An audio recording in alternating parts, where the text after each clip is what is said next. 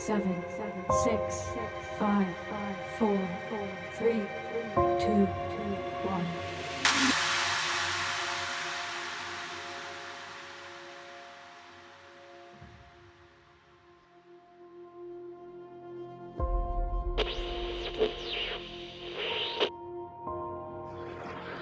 Curbing corruption requires effective and continuous measures.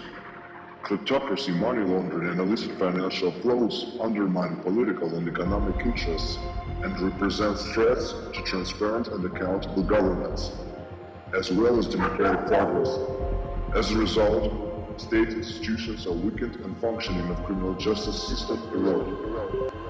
Responding to these challenges, especially due to their covert nature and transborder character, require targeted actions from custodial institutions and coordinated measures on regional and global plane.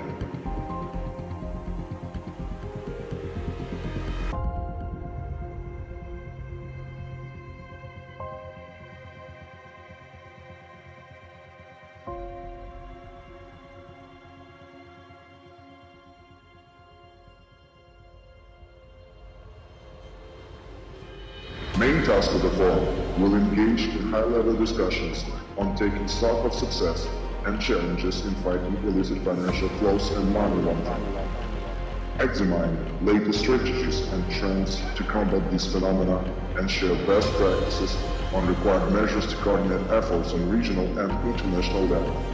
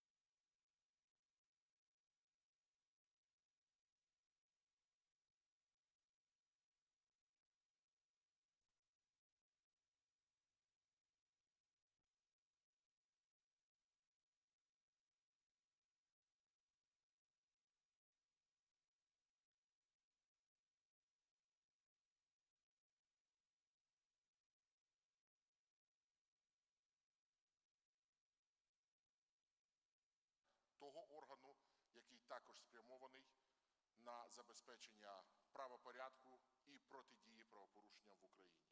Тому мені видається, що ми всі приречені на успіх, тому що це дуже важливий і знаковий день.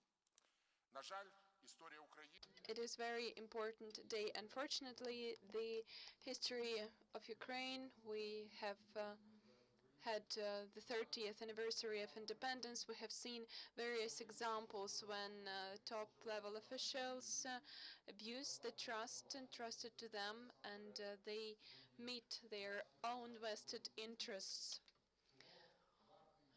So let's only have a look at former Prime Minister of Ukraine, Pavlo Lazarenko, who, according to the rating of the top corruption officials, was among the 10 most corrupt officials in the world.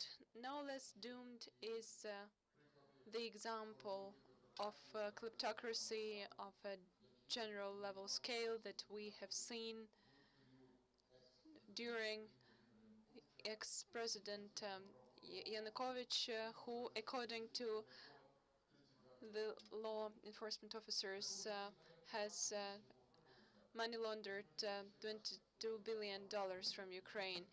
And that's why the parliament as a single authority is taking a number of serious measures aimed at establishing direct dialogue between the society and the authorities, and also preventing undue influence of oligarchs over political processes. Irrespective of the fact that Moneyball last year mentioned some good positive developments in terms of money laundering and terrorism, we still have a lot of agenda items to deal with. As for me, one of the most priority issues are reducing the level of shade economy that, according to data, constitutes a third of the GDP of Ukraine, optimization and simplification of taxation, and creating a new body to counter economic crimes, the Bureau of Economic Security, as many digital services as possible, contributes to bringing the business into the light, and that would be countered. And this is a thing that should be acquired together with NGOs. We also need to reform the custom services that should become a strong barrier against smuggling in Ukraine, and I'm sure that we are going to discuss these topics. And I want very much not to finish our discussion with just talk, paying lip service. I think that we need to find ways to implement and steps to be taken at the level of the president, of the parliament, at the level of the executive authorities, and first and foremost at the level of law enforcement officials and central authorities that are entrusted with corruption fighting. That's why, on behalf of the Parliament of Ukraine, I want to welcome all the participants here, and I want to wish you inspiration, confidence in what you're doing, and of course, results. That's why I'm so much thankful for invitation, and thank you so much. Welcome for the Madam Prosecutor General Ірина Венедиктова. Пані та панове, люб'язно запрошуємо на сцену Генерального прокурора.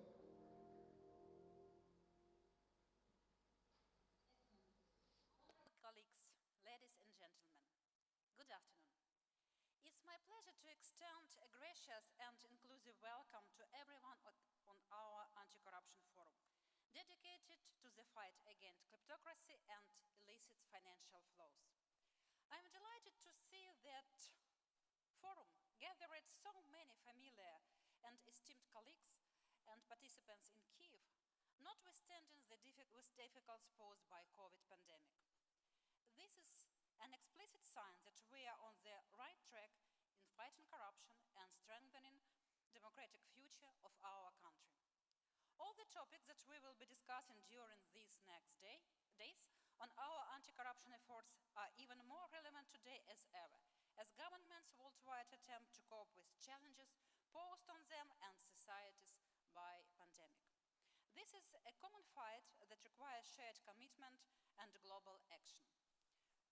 Fight against corruption, with its myriad of concealed ways, is in the hearts and minds of each and everyone in this room. We know and see how corruption undermines the checks and balances that safeguard our societies, covertly erode the sound foundation of transparency and accountable governance, serves as an obstacle to states' instruments and democratic progress. All this impedes social and economical development. In this sense, corruption is the public enemy of human society and poses a serious threat to peace and security at both the national and international levels. Ukraine, over the last 8 years, has shown strong and genuine political will to fight corruption through the implementing anti-corruption reforms and establishing new and unique anti-corruption infrastructure. Curbing corruption represents one of the top priorities of the Office of the Prosecutor General. As a result of relentless and continuous efforts, particularly in these last 2 days, we have completely changed the system of work in the office, moving to a model of openness, professionalism, and innovation. Our approach is to fight corruption in a systemic, categorical, and forceful manner. We bring every case from the beginning to its logical final with zeal and determination, without synthetic action, passivity, and selectively. Due to this non-compromissory fight, the level of trust of Ukrainians in the prosecutor office has increased. According to a survey of the Office of Council of Europe in Kiev, in 2019, the level of trust of Ukrainians in the prosecutor's office was only 6%. In 2020, 17. In 2029, 27.9. This is the best evidence and recognition that we are on the right track.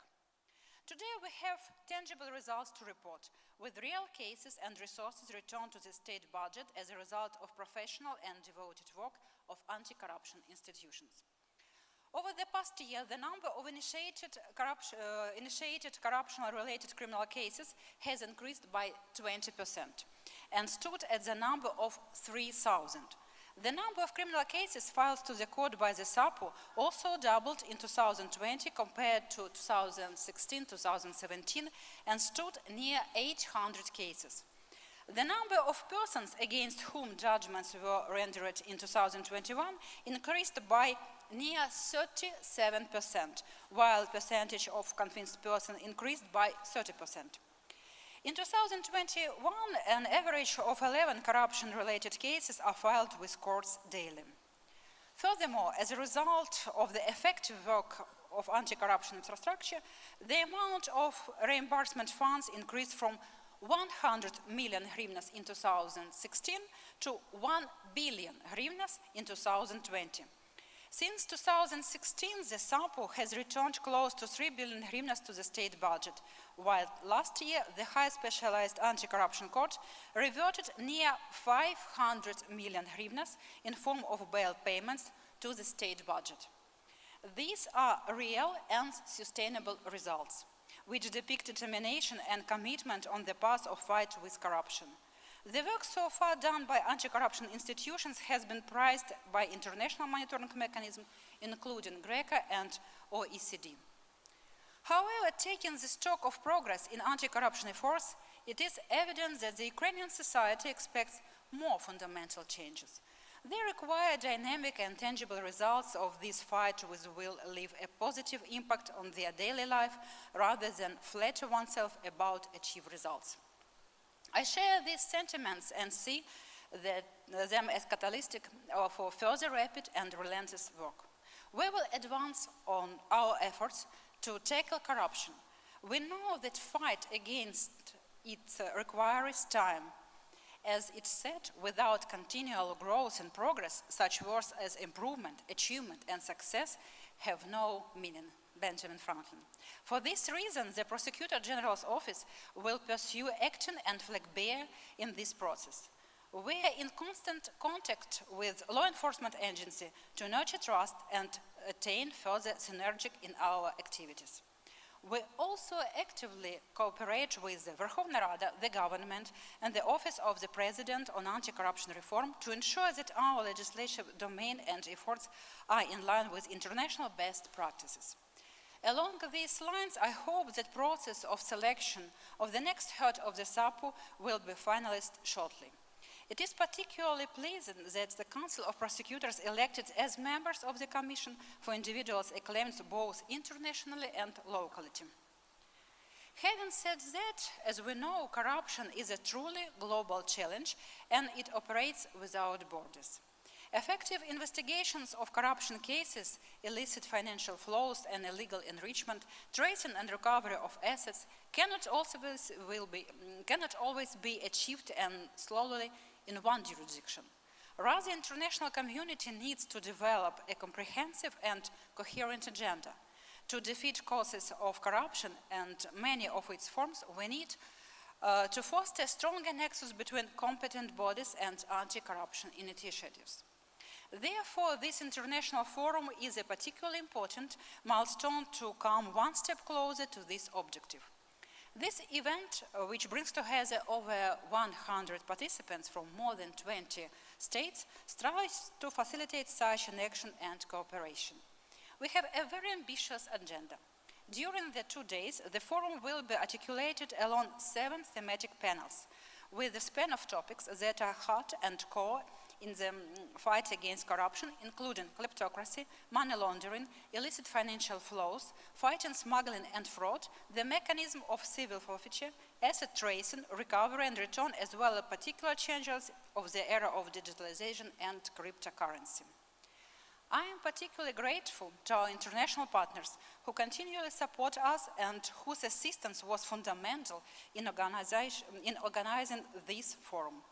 I would also like to thank Law Enforcement Agency, NABU, SAPU, and National Agency on Corruption Prevention, as well as High Anti-Corruption Court, for their engagement and dedicated work.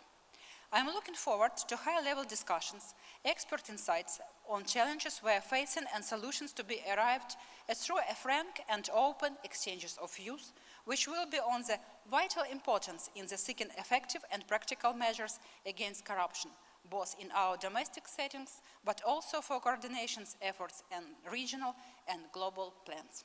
Thank you very much. I think that we all enjoy these 2 days. Thank you.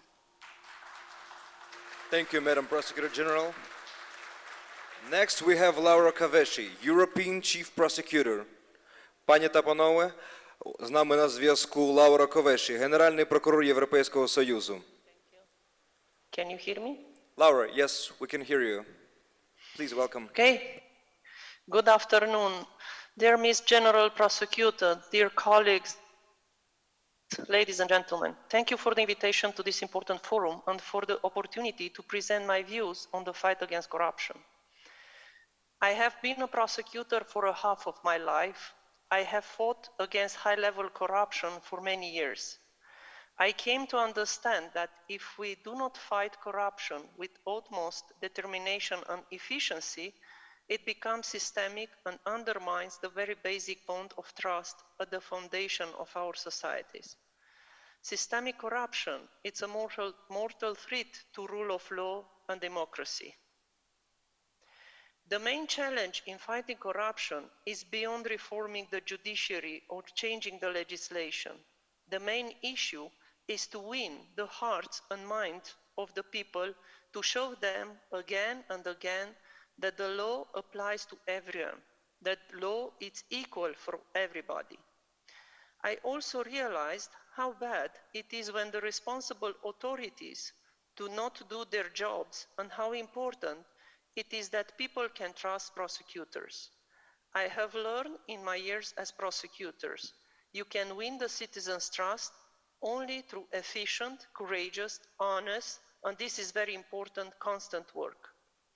It is essential for the administration of justice to be complemented with preventive measures meant to eliminate the factors favoring corruption or financial fraud.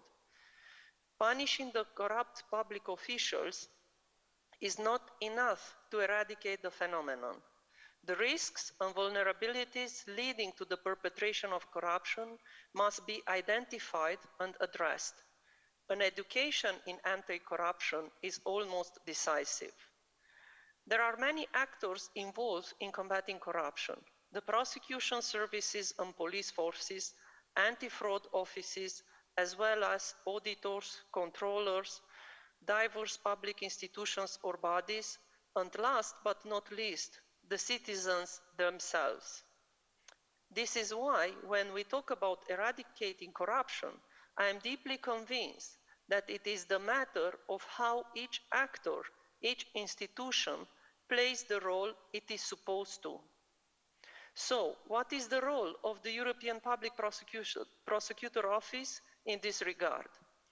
The EPPO is a specialized prosecution office. It is investigative fraud involving EU funds of over 10,000 euros and cross-border VAT fraud involving damage above 10 million euro. Corruption related to the use of European funds or VAT frauds represents also an important category of cases within the competence of the EPPO. As from 1st June this year, when we have started operations, we have processed almost 2,500 criminal reports, initiated more than 500 investigations for an estimated damage of more than 5 billion euros. And this is only the beginning. The EPPO is an independent organ of the European judiciary. We are not a coordinator, we are not a network, and we are not an EU agency issuing recommendations to responsible national authorities. We are a prosecutor office acting in 22 member states. Our European delegated prosecutors are embedded in the respective national systems with full prosecutorial powers. We have the ability to investigate cross-border, so far in 22 member states of the EU, without cumbersome mutual legal assistance formalities. We have immediate access to all the information in the cases registered in 22 member states. We are in a unique position to establish connections between cases in different member states that could not be identified otherwise. We also have the ability to merge investigations and prosecutions across borders. We have the broadest possible access to all the available databases, whether at national or EU level, as well as to international facilitators such as CARIN, Interpol, the Egmont Group, and the Financial Investigations Units.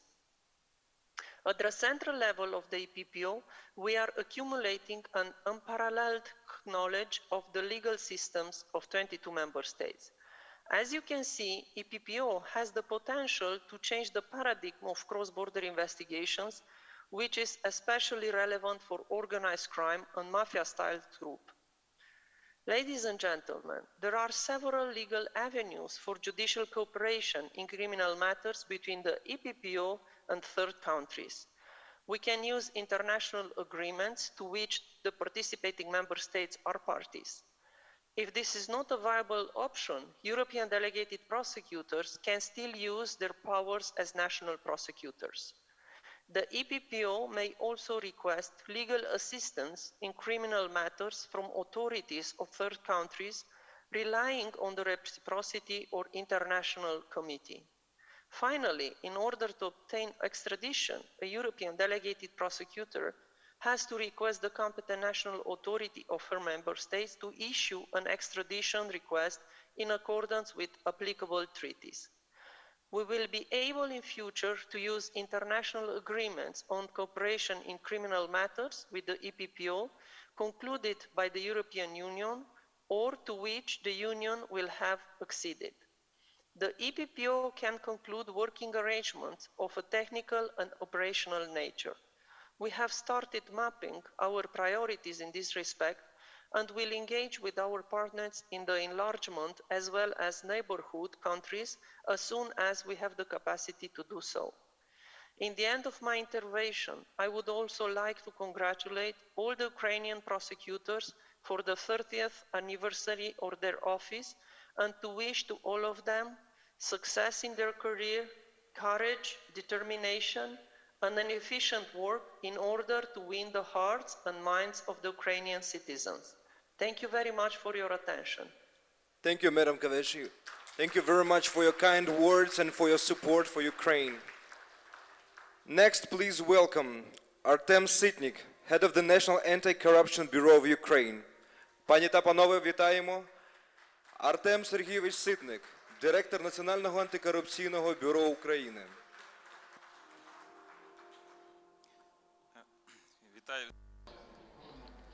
Good afternoon, dear participants to the forum.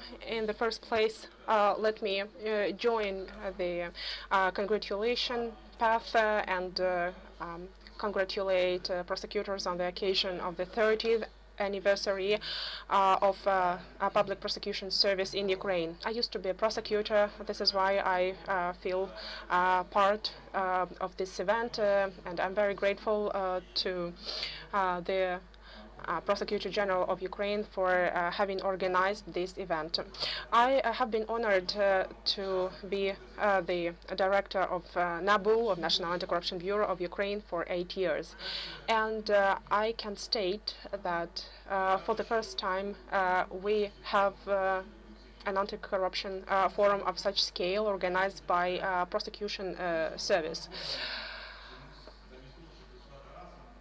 Unfortunately, in the recent years, there was a trend in Ukraine, according to under which law enforcement authorities would compete among themselves rather than cooperate for the sake of a fight against corruption. I will not point fingers now, but just trust me. There were situations where law enforcement authorities and anti-corruption authorities would go against each other instead of fighting together with a common enemy.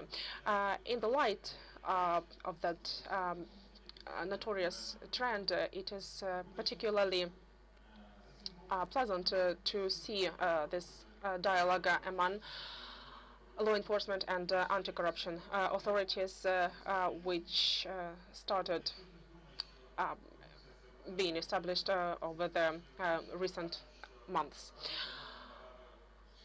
We work together with law enforcement. We sent several indictments to court with help of prosecutors general office.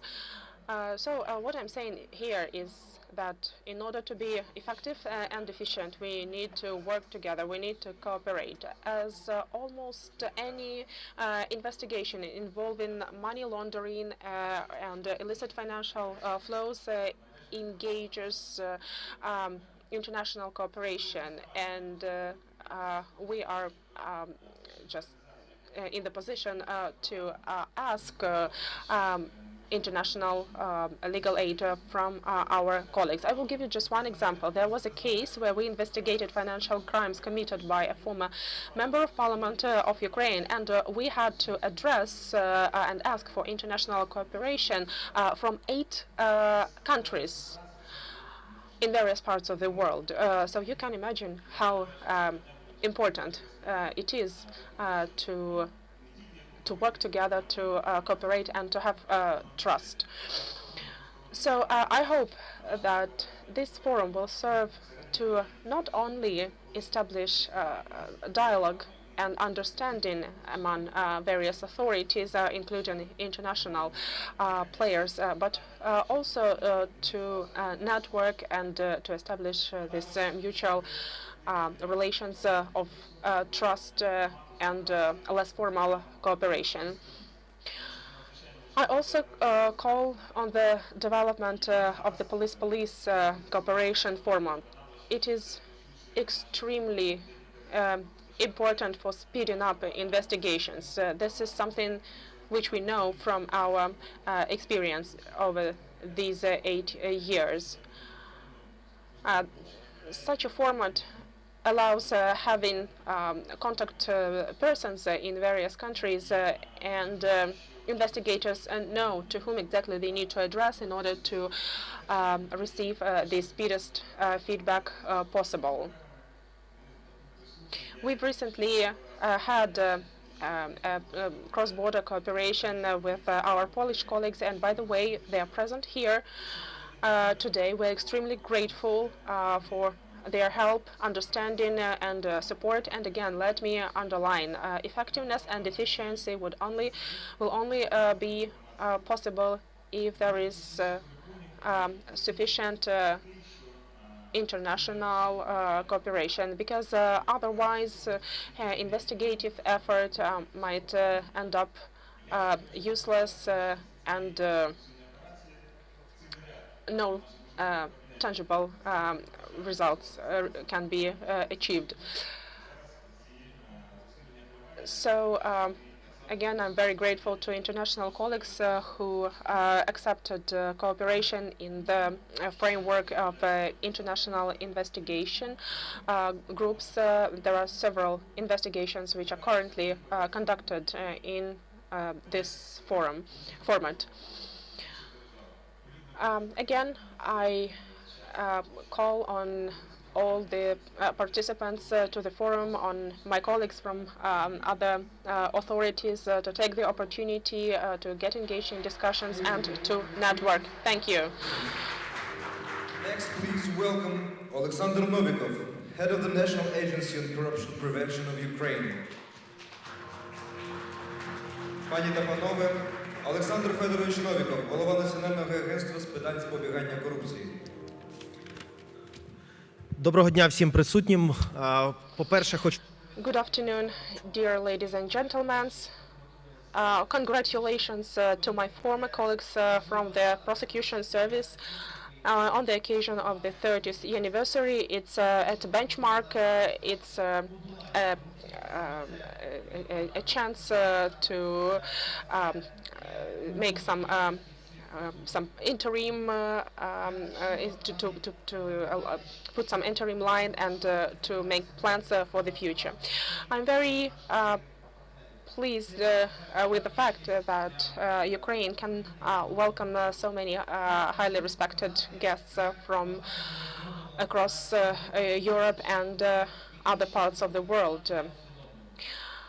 Many important steps have been done over these recent years, and sometimes we do not even realize how much we have done so far. We are now in the position to ensure zero tolerance to corruption. What we have in our toolkit is legislation, regulations, and various IT tools. By the way, speaking of IT tools, our agency I'm head of holds the largest database of declarations. It is not only the largest database, but it is also an engine to process these declarations on annual basis, which subsequently will allow make incompatible corruption practices and being part of public service, public administration. We have introduced special application which allows detecting hidden interests. So this is an example of an instrument which is designed to prevent corruption rather than deal with the consequences of corruption. By the end of 2021, my agency will launch a portal on notification about reporting about corruption, not only in respect of judges and prosecutors, but also in respect of any top officials of state-owned enterprises. My agency continues implementing anti-corruption policy. For example, last year, the anti-corruption strategy was suggested to the attention of Parliament last year. It's the second anti-corruption strategy in the history of Ukraine. Why is it so important to have an anti-corruption strategy? As it will allows monitoring public servants' compliance with anti-corruption legislation and identify the most outcrying displays of corruption. And it will also ensure inevitability of punishment for corruption-related crimes, as it will contribute to streamlining respective legislation.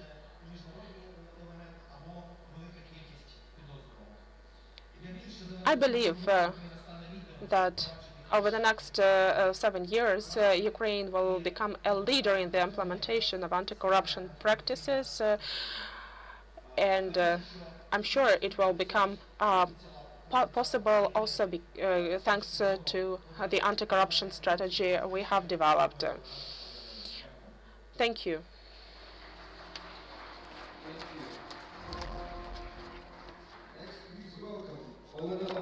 Chairwoman of the High Anti-Corruption Court of Ukraine. Пані та панове, вітаємо Олена Віталіївна Танасевич.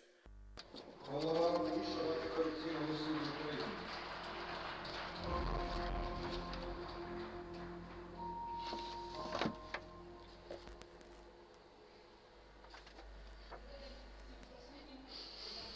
Dear participants, good afternoon.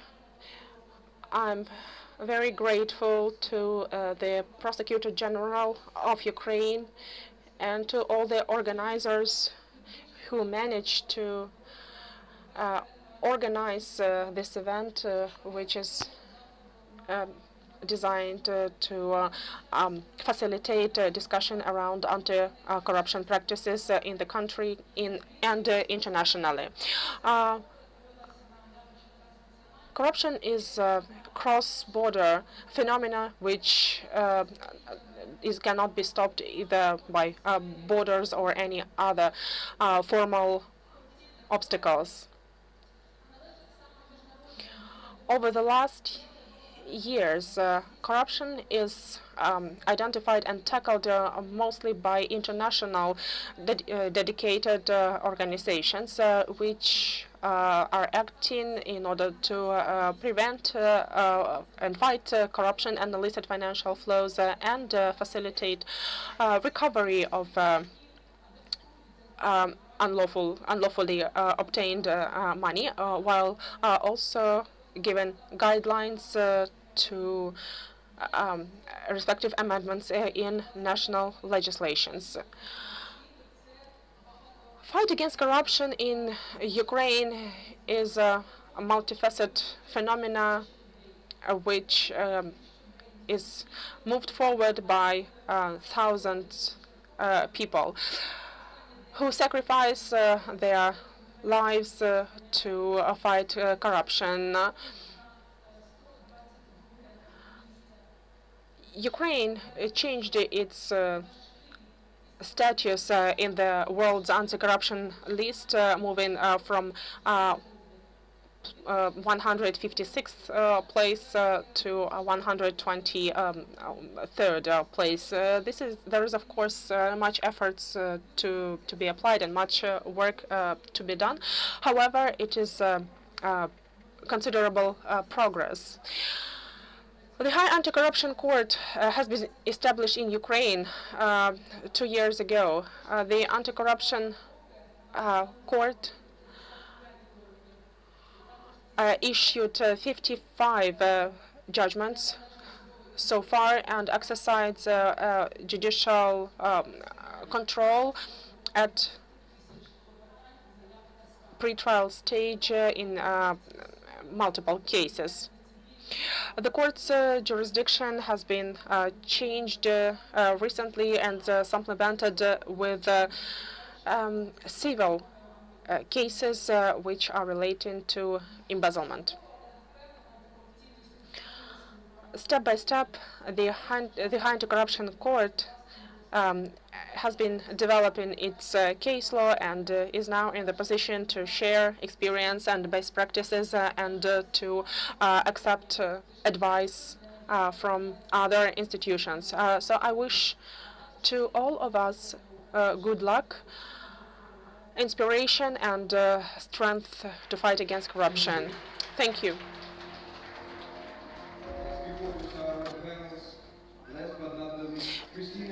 Marks d'affaires at the interim United States Embassy in Ukraine.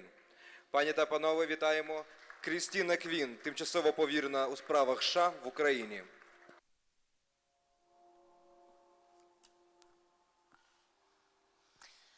Good afternoon, everybody. It's a real pleasure to be joining you today at this event, which I understand also celebrates the 30th anniversary of the Prosecution Service of Ukraine. The Office of the Prosecutor General here has changed a great deal in the last 30 years, including through significant reforms that started with the Revolution of Dignity but continue until today. Our host, Prosecutor General Irina Venediktova, has been a major proponent of these reforms, which have sought to ensure the integrity and professionalism of current and future prosecutors. A professional, trustworthy prosecution service is key to combating the corrupt influence of oligarchs and other elites that are doing everything they can to prevent strong rule of law here in Ukraine. But of course, prosecutors can't do everything themselves, So very happy to see the National Anti-Corruption Bureau of Ukraine, the National Agency on Corruption Prevention, and the High Anti-Corruption Court here. We also hope that next year we might see here in the front row a new head of the Independent Specialized Anti-Corruption Prosecutor, or SAPO, to support these efforts and ensure the effectiveness of Ukraine's anti-corruption infrastructure. These institutions are young compared to the prosecutor or the prosecution service, but we have seen impressive results when they all work together. I'm also very happy to see so many visiting officials here today. Now more than ever, effectively combating corruption demands that all countries work together. Progress on the topic of this conference, kleptocracy and illicit financial flows, is no exception to that rule. Recently published reports have shown once again how illicit financial flows fuel authoritarian and anti-democratic behaviors. They have also demonstrated the crucial role of civil society in combating kleptocracy. Investigative journalists and anti-corruption activists provide an indispensable check on government institutions, ensuring transparency and openness. That's why it's so important that they are well represented in discussions of this topic. With all this in mind, the Biden administration issued a national security study memorandum in June, which established the fight against corruption as a core national security interest of the United States. The United States is cooperating with Ukraine in many of the areas identified in the memorandum, including providing support to further develop the capacity of civil society, the media, and other anti-corruption stakeholders. Ukraine's efforts to reform its law enforcement, prosecutor service, and judiciary have resulted in significant progress. To keep up with kleptocrats and their schemes, however, we can never rest on our past achievements. As Presidents Biden and Zelensky said in a joint statement following their recent summit, Ukraine's success is central to the global struggle between democracy and autocracy. As we face this challenge together, we stand shoulder to shoulder, optimistic about our ambitious common goals to advance democracy, deliver justice, enhance prosperity, and bolster security for Ukraine. This conference is an opportunity for us to face these challenges together, and I wish you a constructive and action-oriented discussion. Thank you very much. Дуже дякую.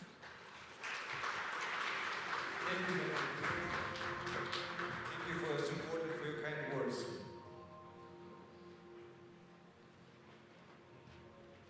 So, dear colleagues and participants, you maybe heard me once or twice. I'm Igor. I'll be hosting today's event, and as we finished with our greeting words, we will have our first panel discussion.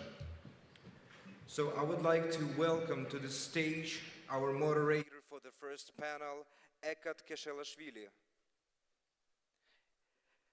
Chief of Party USA's Support to Anti-Corruption Institutions Project in Ukraine. Yes, please take a seat. Also in the panel we have speakers, Ruslan Stefanchuk, Chairman of Verkhovna Rada of Ukraine. Also the Minister of Justice of Ukraine, Denis Maluska. Please welcome Mikhailo Fedorov, Vice Prime Minister of Ukraine and Minister of Digital Transformation of Ukraine.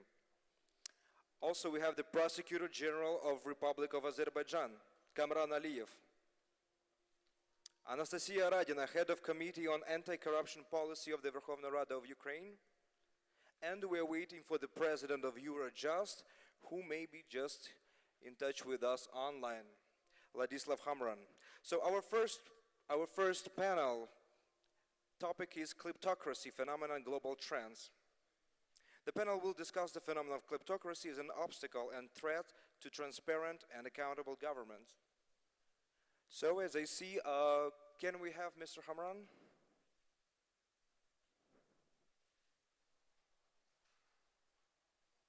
All right, so I guess you may take the floor and we will start the discussion. Thank you. Thank you very much. Good afternoon, everybody. I'm extremely pleased here to be together with all of you. I'm sure we'll have a terrific discussion today. We have a terrific panel, terrific speakers. But I have to say that I'm really pleased to see all of you here in person. It feels very good when we can connect in person, so to say, and speak about issues and having conversation rather than through almighty screens of our computers. So kudos to organizers. I can only imagine what it took to pull it off as an event of this magnitude with as many participants from outside of Ukraine as you have here. And I just want to comment the leadership and vision of the Prosecutor General of Ukraine with being committed to that, having an idea to have that forum as a venue for public discussion of this kind here in Ukraine, and not quitting on this idea irrespective of all the challenges that famous COVID-19 poses to all of us in one way or the other. Now, starting today conversation on very important topic as we have it, just very little introduction perhaps that I just wanted to mention from my side is that we're at a very particular moment here in Ukraine, celebrating 7th-year anniversary of the Revolution of Dignity, which if you think of it from that perspective, have been such a journey for the nation, for all of the friends of Ukraine, full of challenges but opportunities as well. And it has been 7 years of profound transformation of the nation, of the country, including ambitious reforms in anti-corruption front. And I'm very pleased that here today we kickstart this conversation not only about developments, about Ukraine. However, we're very keen to hear that as well from our participants. But to have Ukraine as a place where the most topical issues in the field are talked about, worked about, so that Ukraine becomes a place, a locus where we talk about best solutions, best practices, innovations, creativity that could help us together to be effective in terms of achieving common good. And as we will see and proceed with the discussions, it will be more and more obvious, but I'm sure it is for all of you already here in this room, that none of the challenges that we will be talking about can be dealt with successfully by any single nation with actions that are only oriented and proceeded with in-house, so to say. Crime of corruption has no borders. Kleptocracy definitely has no borders as well. And we see that how more and more realization of that is registered in so many capitals. It has been already mentioned that in the US, it has been elevated officially at the level of the national security threat per se. And now we are in the US in the midst of considering a Counter-Kleptocracy Act, which is a comprehensive package of bipartisan bills, which will enable the US to act on the threat of corruption as its source, so to say, on the global scale. So having said that, I'll turn now to the Speaker of the Parliament. All of the ambitious reforms that we've mentioned here in Ukraine, and we'll talk about even more, would not have been possible without action in the legislature. Parliament was the place, was the body who actually made sure that all of these reforms have happened. All the laws, amendments to the legislations that have to be proceeded with, all of those fights and battlefields were in the legislature. We've seen, even in the recent years, how much effort it took for the parliament to ensure that some of the achievements would not have been rolled back. For example, legislation related to illicit enrichment, to civil forfeiture, proper functioning of the National Agency for the Corruption Prevention, just to name but few. So, Mr. Speaker, how would you describe the main highlights, perhaps, as the achievements in the recent past, in the recent year even, which was very eventful when it comes to the legislative agenda?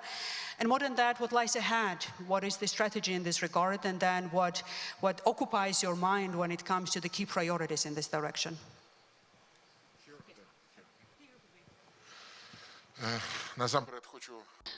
First and foremost, let me thank you for a chance to address you at this highly important and valuable panel, because in my view, the issues that you have raised in terms of the tasks and plans for the future for the Parliament as a single law-making body, I guess they should be based upon very crucial points. First and foremost, we need to assess the situation and lay of land that is there in Ukraine today, given the circumstances that we've got in anti-corruption activities. As far as we know, now next slide can be shown. So is there, yes, there is a slide. We can see that corruption perception index in Ukraine remains at high indicators, and in 2020 Ukraine holds 117th place among 180 countries according to Transparency International. Of course, it's rather low place. It's not the place that meets our requirements and expectations, and this should be first starting point that we need to transform. Second starting point for us should be influence and level of shadow economy in the country. Here, according to the Ministry of Economy of Ukraine, we have that in the first 6 months of 2021, there remains a GDP of Ukraine, meaning 31% is the level of shadow economy that is estimated, and it is a second starting point. And third starting point that we should take into account is the state budget losses that we have as a result of the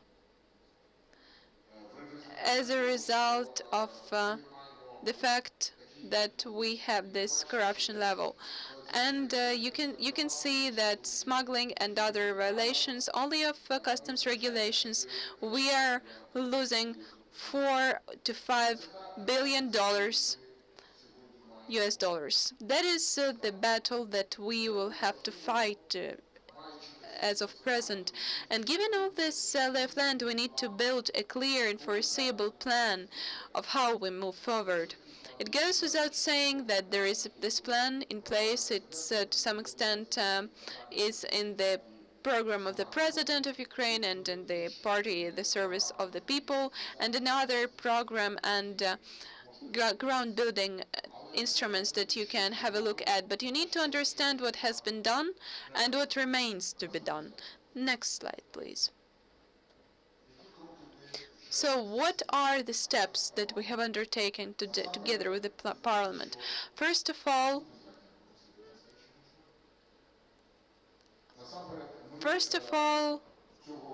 this year we again instituted criminal responsibility for illicit enrichment that was ruled unconstitutional according to the Constitutional Court of Ukraine, and you know that we renewed the mechanism to render the assets illegal and to recover them, and we already have first results. We have the first judgment of the High Anti-Corruption Court on recovery of over 1 million hryvnias. I hope that such judgments can grow in number, but I understand that before it we have a difficult work on implementing this draft law, and it is work of our law enforcement authorities. Second point is if the person didn't submit the declaration, the person will face the limitation of liberty. And right now we have this criminal sanction as deprivation of liberty. And next step that we made in this regard is that we identified the status of the NABU of Ukraine. We aligned it in according with the requirements of the Constitution of Ukraine. This draft law has also been voted upon, and NABU is determined as the key executive body. We have set forth the full powers of the cabinet and of the head of the bureau. And we've taken other steps to ensure its efficiency.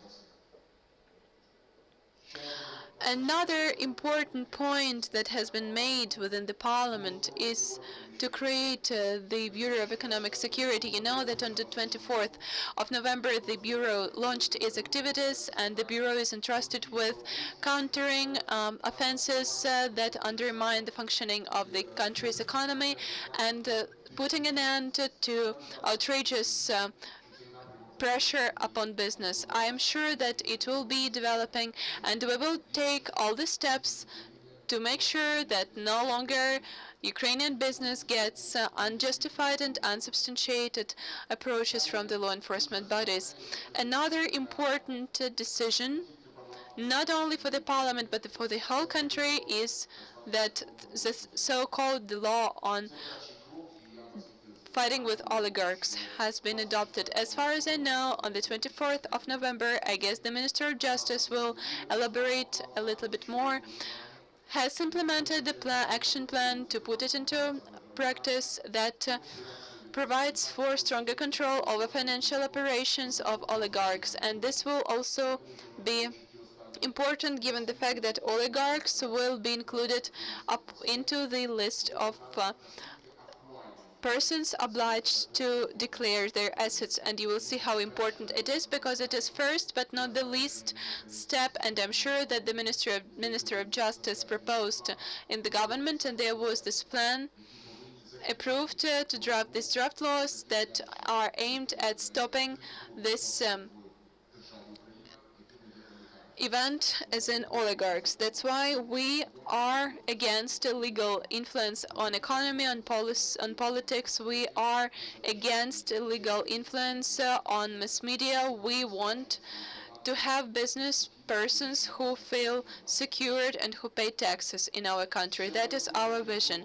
Another step that has been made by the Verkhovna Rada, by the parliament, is the ongoing judicial reform, and I hope that by joint efforts together with the judicial self-governance bodies, together with the Supreme Court, together with the judiciary as whole, and with our other partners, we will be happy to bring to a conclusive end this judiciary reform. First of all, we adopted a law that will renew the activities of the High Council of Justice, of the High Qualification Commission of Judges of Ukraine, and the Ethics Council. This is a process not to be reversed. There is political will for it, and it's very important that courts, the judiciary, finally start feeling like a power, not as the power that caters for vested interest, but as such that adopts just and secure judgments built upon the Constitution, the rule of law, the legal aspects that should be of deterministic nature for all of us. Now, about our plans. So, in general, I see Mr. Alexander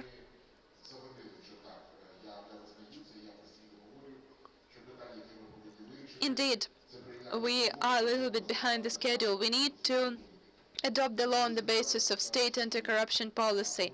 We hope that we will accumulate all the efforts in the parliament with a view to, in the nearest future, adopt this very important, crucial, and system-shaping legal regulation.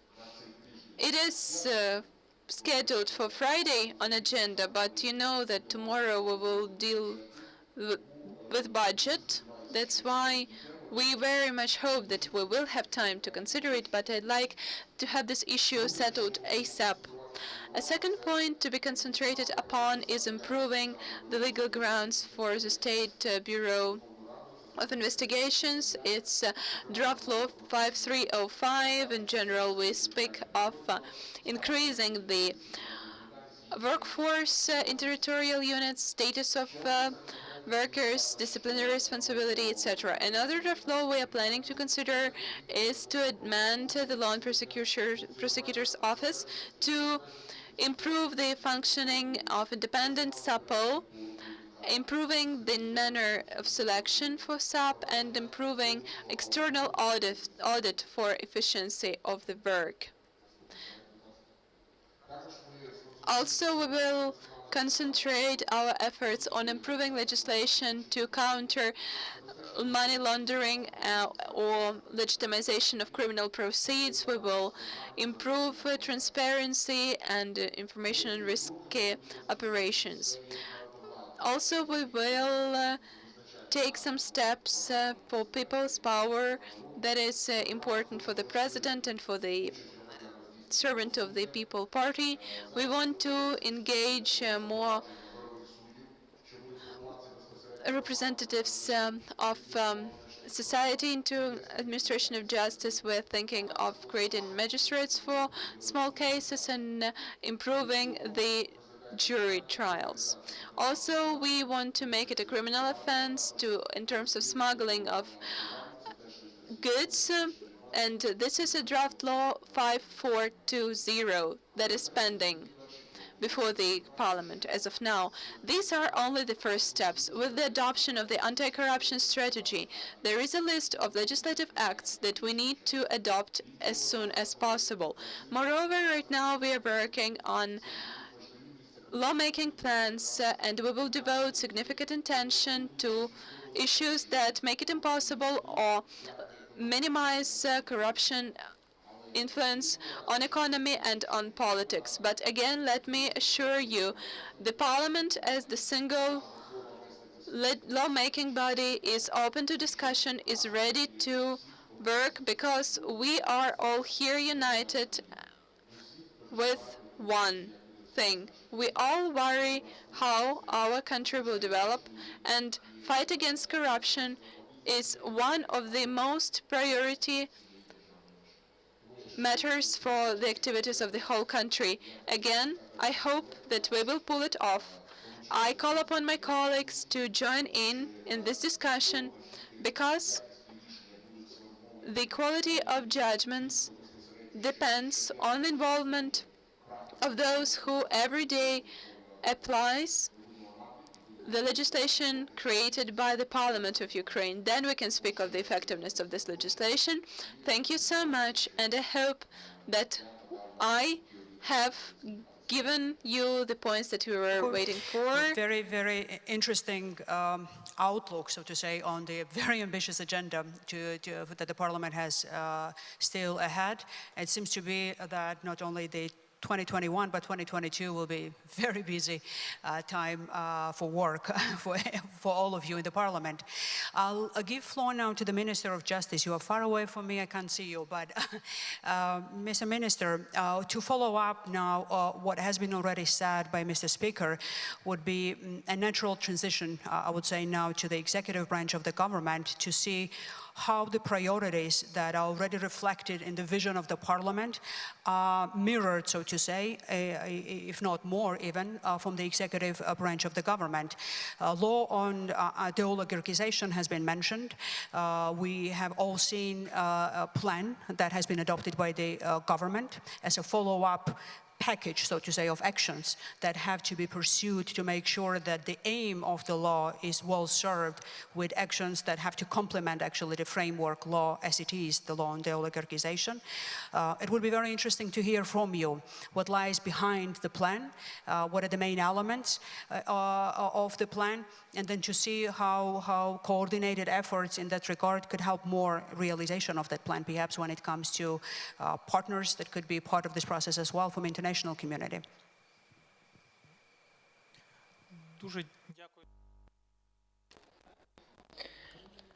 Thank you very much for your question. Indeed, representatives of all branches of power are speaking in one voice in the area of de-oligarchization. So the law on the fight against oligarchs has been voted and will take effect on the 7th of May 2022. The second important document which was voted by Ukrainian Parliament last Wednesday is the action plan for the implementation of the law on the fight against oligarchs. The action plan suggests 20 steps which are designed to seize bad practices of oligarchs aimed at money laundering and illicit financial flows. This political instrument is quite unique we are the ones who came up the first with such a law.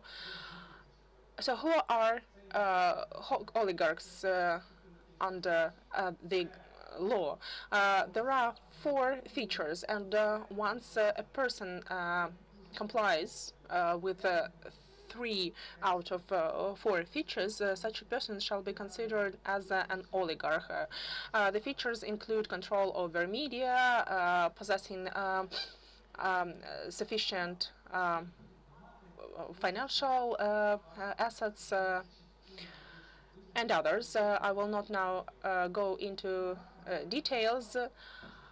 And besides, we are currently developing a more thorough description of each feature in order to be able to apply them properly and to detect and, so to say, nominate oligarchs in a consistent manner. So we will come up with the list of eventual oligarchs who will comply with the 3 out of 4 features, and then the persons on the list will be able to stop complying with one of the features. For example, if somebody is involved or affiliated with political activities in the country, he or she may just stop being affiliated with politicians, and then he or she will remain with 2 features only. Those who will abstain from any steps to stop being included on the list of oligarchs will have to comply with certain requirements such as submission of assets declaration on annual basis and other requirements which are aimed at monitoring their activities and establishing a certain control over their activities. Now, speaking of the action plan mentioned by Ruslan Stefanchuk, by the way, Ruslan was shy not to mention he was one of the key authors of the action plan and one of the inspirational forces behind the development of such action plan. Under the action plan, it has been suggested to set up a database of oligarchs which will be held and owned by the State Security Service. So these are the main steps which will come into force starting from the 7th of May 2022. We hope these steps allow more effective fight against corruption. Besides, we believe that the role of Ukraine's anti-monopoly committee should be enhanced and deepened. We think that the anti-monopoly committee should become a strong player on Ukraine's political scene and be able to exercise effective control over lobbyism. By the way, we think that lobbying needs to be revised in Ukraine, and again, the Anti-Monopoly Committee should be vested with powers to follow who lobbies various legislative amendments or regulatory amendments, and in whose interests. For instance, we all know that lobbying is quite strong in energy supply sector, in extraction sector, and other big industries.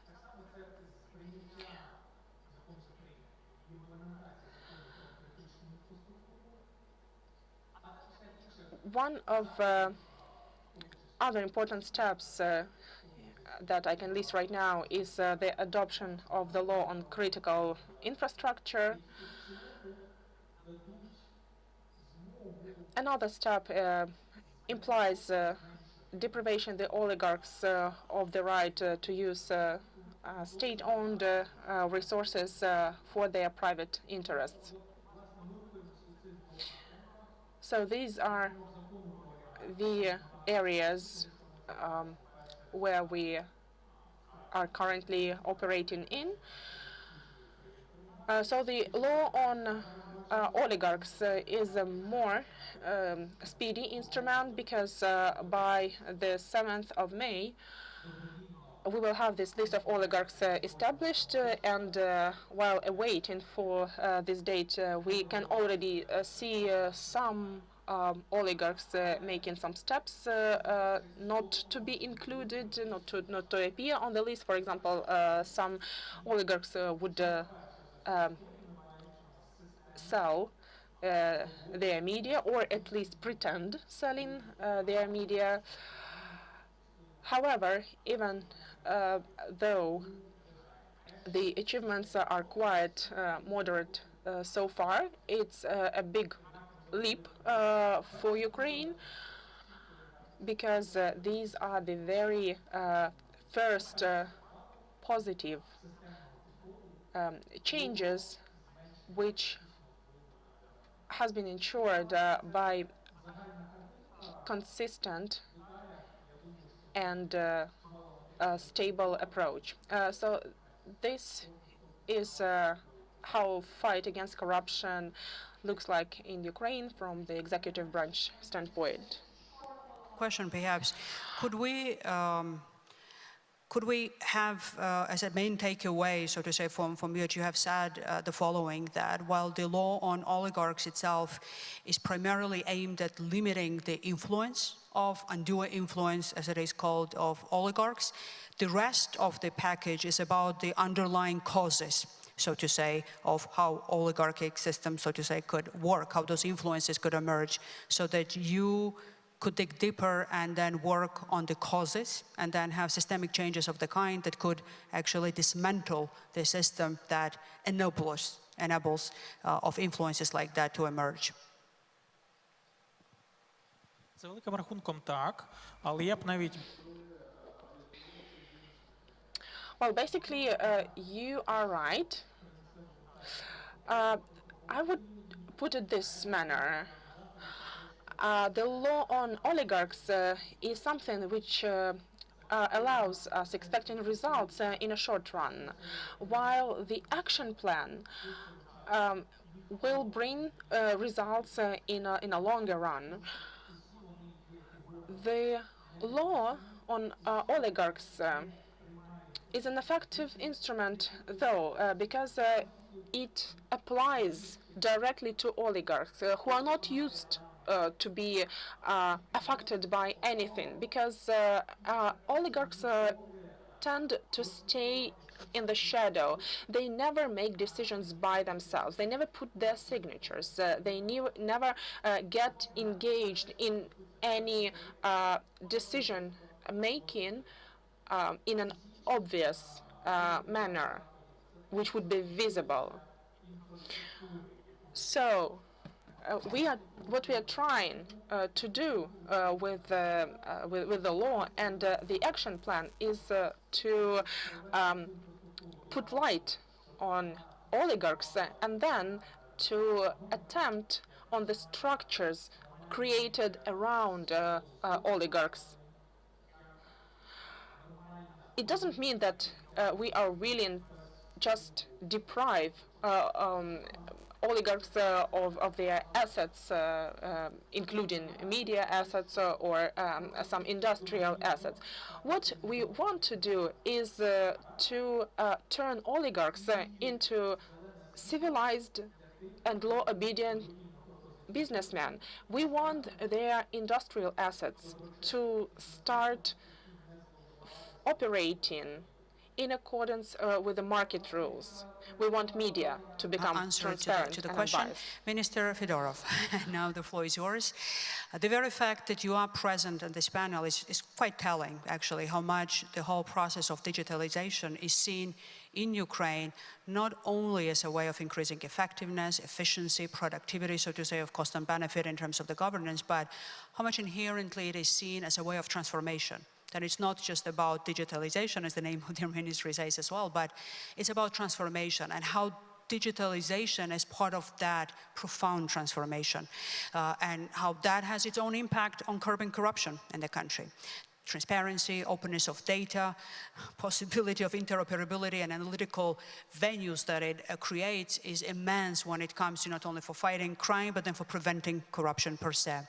So I'm sure it will be very interesting for everybody to hear about future plans from your side, recap of some of the achievements, and to see how that link of providing profound transformation and good governance in the country could be something not only of benefit to Ukraine, but then is an emerging interesting case for others to study as well and to see how that could be proceeded with in such a short time period, but then with consolidation of efforts, not only from inside, but then very effective consolidation of efforts of international partners by garnering the trust and interest in the activities that you do. Thank you for your question. I have a short presentation. I will go to podium. Всім доброго дня. Я вважаю, що наше міністерство... Good afternoon. I believe the Minister of Digital Transformation of Ukraine be an anti-corruption body in Ukraine because digital transformation is a tool to overcome corruption and to set up a corruption-free society. So I would now say a few words about what we are doing, about how we contribute to anti-corruption in Ukraine. The mission of our ministry is to build up the most comfortable state for citizens of Ukraine, and we want this interaction between the state and citizen become as painless and comfortable as possible. So in the first place, we would want to digitalize public services. Until 2024, we want to introduce the following principle. If a public service is not available online, it is not available offline either. So there is, of course, counteraction, and I will speak today about how we fight or counteract in such situations. Another issue that I would want to cover today is financial digital literacy and digital security. So I would develop on the existing digital security methods and their practical application. Another topic I would cover today is the development of IT services and IT market in Ukraine. So now on the slide you can see our organigram. Speaking of fight against corruption, there are various instruments we use today, starting with open data and about and transparent activities alongside open communication with the society and clear articulation of our goals and tasks. Each public administration of Ukraine has deputy heads for digital transformation. We have people in the regions, which allows us not only shaping policy at the level of headquarters, but also implementing the developments in practice in the regions. Currently, 1 million users have a DIA application on their smartphones. DIA gives access to several public services already. So on this slide, you can see internet coverage across Ukraine, the number of people who got connected to internet for the first time this year raised immensely compared to previous years. We expect certain legislative amendments to be adopted shortly in this respect. Now, how we fight against corruption in the Ministry of Digital Transformation. We understand all digital processes which can and should take place in our country in order to make the delivery of public services as transparent and free of corruption as possible. For example, in the Ministry of Justice, they are interested in digitalizing notary services. In other authorities, they have other priorities. We collect these priorities at the level of the Ministry of Digital Transformation. We understand the needs from the bird flight perspective, and we set up priorities at the national level, and we understand where to invest money from the state budget in order to basically develop and promote digital transformation in Ukraine. Now on the screen you can see some figures. If you look at the second figure, you can see that some 1 billion hryvnia was saved due to the fact that we introduced public services, and that became possible because we just eradicated everyday corruption which existed within the delivery of these services.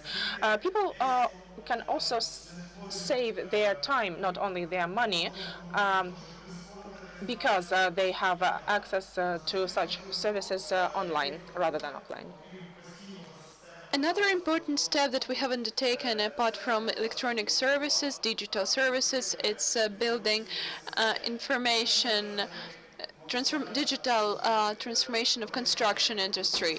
Construction has always been known as a corrupt sphere, and right now we have electronic construction industry that is built upon new industry, upon new principles. It's very important that first we have a revision of this procedure, simplified steps to be taken, and then after it automatization and digitalization.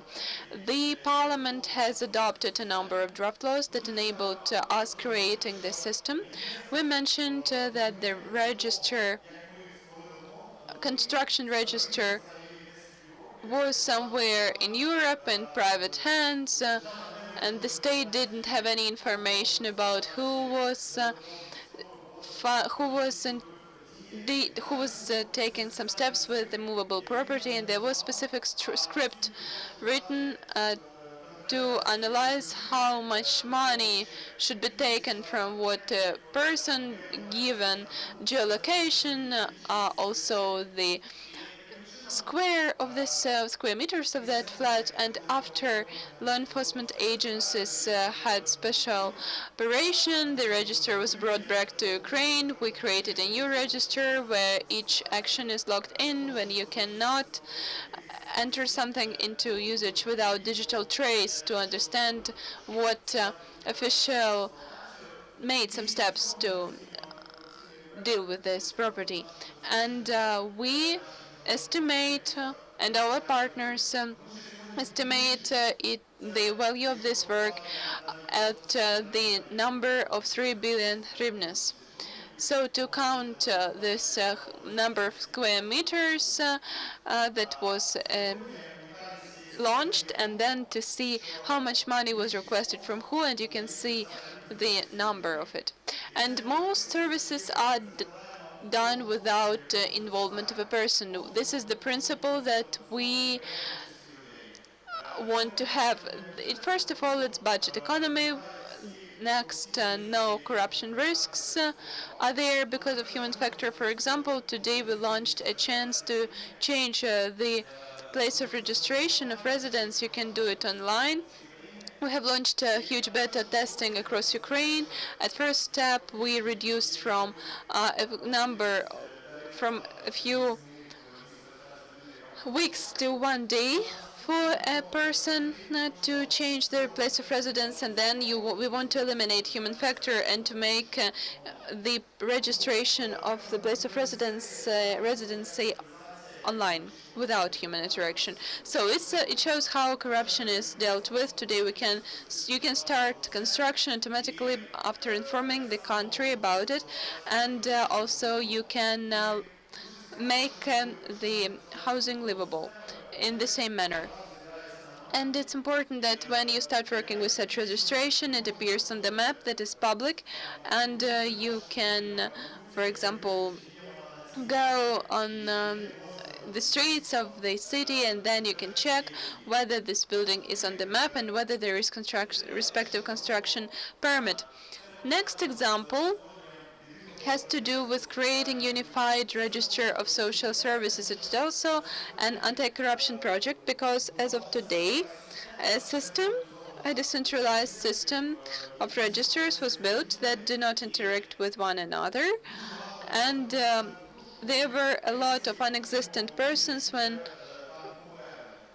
pensions of the dead people were taken, or social benefits were paid for a person who works abroad but doesn't have a number of real estate, and the register doesn't see it, and the person who really needs it doesn't get that social security benefits.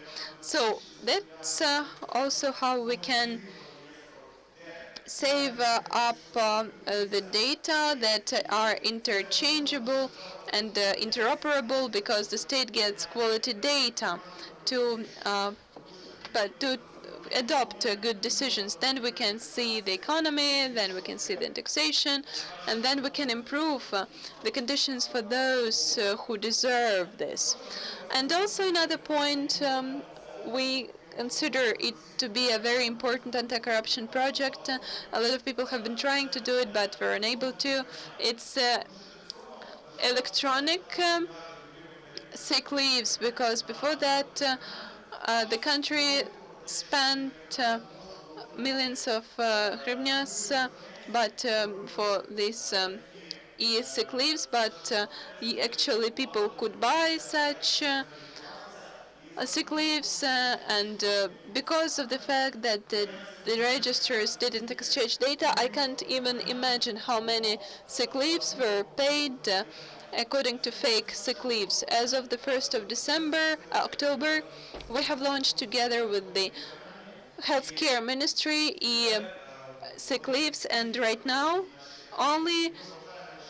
they can only be given electronically. We expect it to be at about 4 billion thanks to launch of this project. Next project that is also important, it has to do with subventions and projects. I'd say that it's more about blended approach to anti-corruption when the effective management together with open data give a good result. This year we will give fixed internet connection to more than 3 million units. I can show you an example. We analyzed all the communities that do not have an internet. Based on different methods, we published this information, then we started communicating with the community, and then respective providers were able to participate in tenders, and the government gives subventions to establish internet there. And trust me, a lot of so-called monopolists tried to get those contracts before we started working publicly, and before we launched dashboards. They spoke about its operational effectiveness, that they have wide reach, a lot of employees, and they can make it work in a more effective manner. But in fact, we created opportunities for small business to develop and to get internet to the locality where they already have a working system in place. That's why open data and transparency are important milestones for digital fight with corruption. For example, dashboard we also launched. It's in public access. It's distribution of subventions for laptops for teachers. There is a task for the president by the end of 2023 to provide all the teachers of our country with laptops. And we counted that as of today, for this year, we saved up 1 million hryvnias by launching public dashboard showing how communities buy, how much it costs, some equipment with certain technical characteristics, because before the dashboard was launched, the price was 30% more than compared to when we launched this dashboard, and by providing negative expertise on the procurements to be started. So I guess by the end of the year it will be more than 100 million hryvnias. And openness and transparency of communication is also an important tool for anti-corruption activities.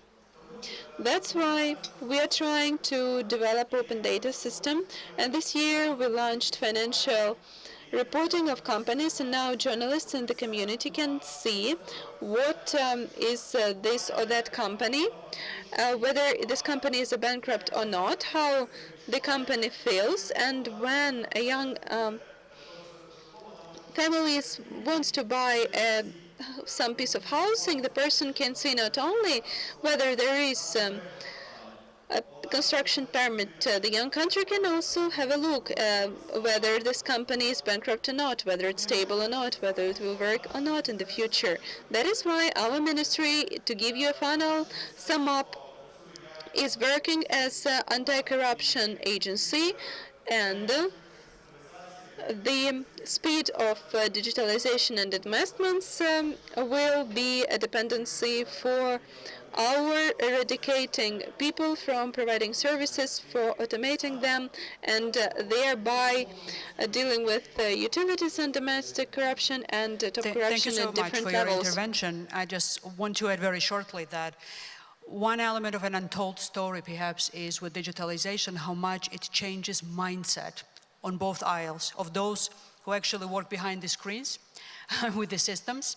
It's a different level of change and depth of a change for public servants with the way how they start to operate, with the way how they go with the change through the process of digitalization, and of the customers as well, citizens, as if state comes to you in an accessible and egalitarian way, when state and governance becomes accessible and tangible to you. So in some ways, it's a renewal of a social contract between the state and the citizen. So it's a terrific process that you lead and then you're part of. And small follow-up question, would you see that the next chapter would be to develop analytical tools of the kind that could allow state to digest the data that is proliferating right now with the different registries, so that the policy making becomes even more evidence-based, so that you use the data that you will have in abundance, and then that becomes the next chapter of digitalization?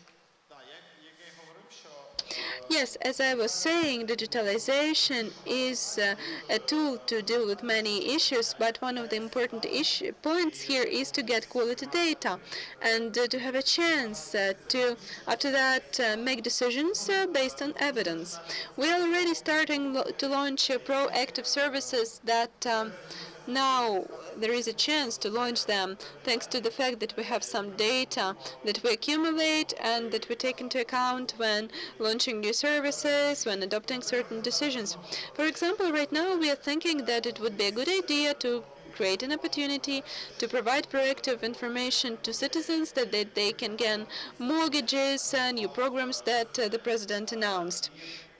And actually, the services that we launched today, the change of place of residence, simplification of this procedure. Before that, millions of Ukrainians didn't have the place of registration. They just didn't change it.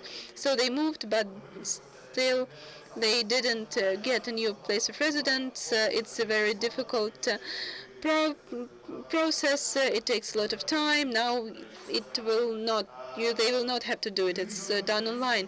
3 million Ukrainians live not where they're registered. That's why after simplification of this procedure, we will see the real migration in our country. We will see what is really going on, and we will be able to more efficiently plan infrastructure projects. That's why accumulating this data, reform of statistics service is an important step that we're working on as well. Thank you. I want to welcome Prosecutor General of Azerbaijan here today with us. Mr. Aliyev, you have a very long-lasting career and then experience in fighting economic crimes, crime of corruption.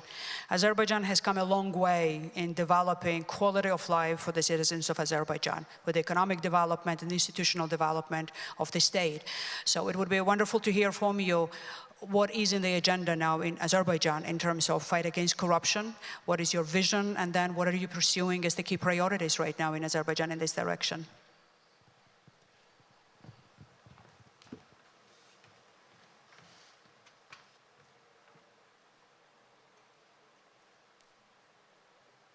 Thank you, Madam Chair.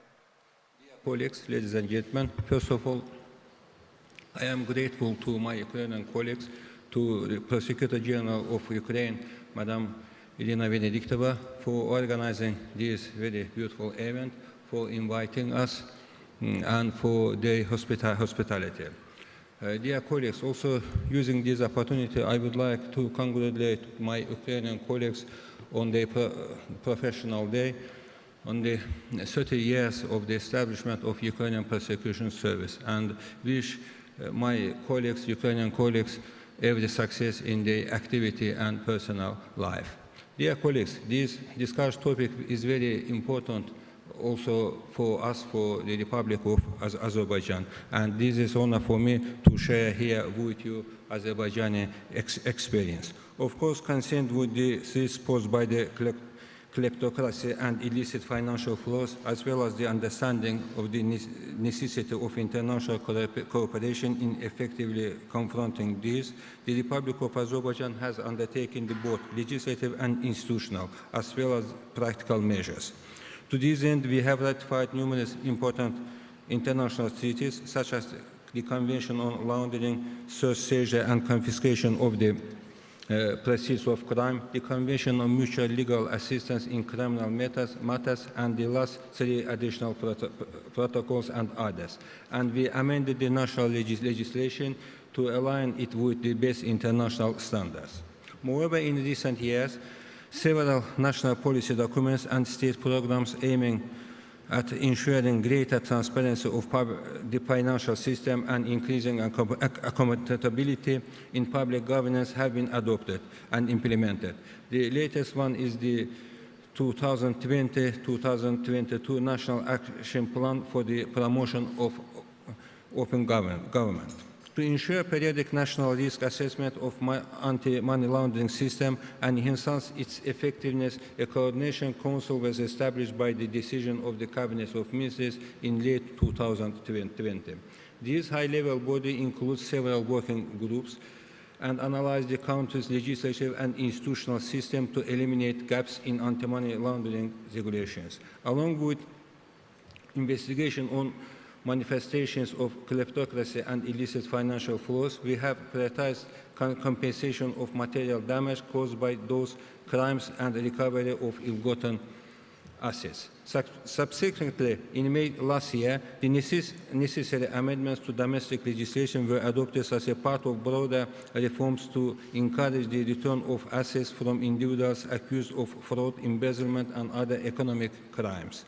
Under adjustment introduced to the legislation, perpetrators of the mentioned category of crimes might be exempted from criminal liability if they compensate the damages caused by crimes and pay fines to the state budget.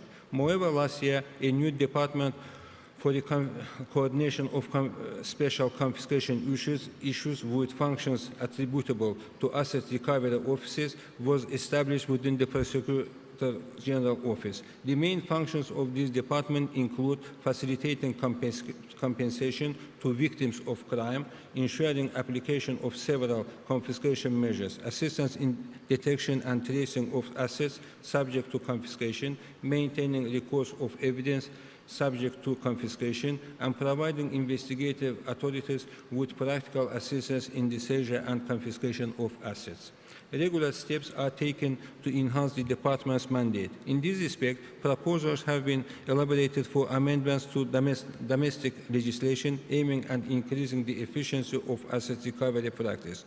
In addition to expand these capabilities of the said department, in compliance with relevant international standards within the framework of this twinning project, the European Union is launching institutional cooperation between Lithuanian Special Investigative Service together with the Prosecutor General Office of Lithuania and the Prosecutor General's Office of Azerbaijan on the project Support for Asset Recovery Reforms in Azerbaijan.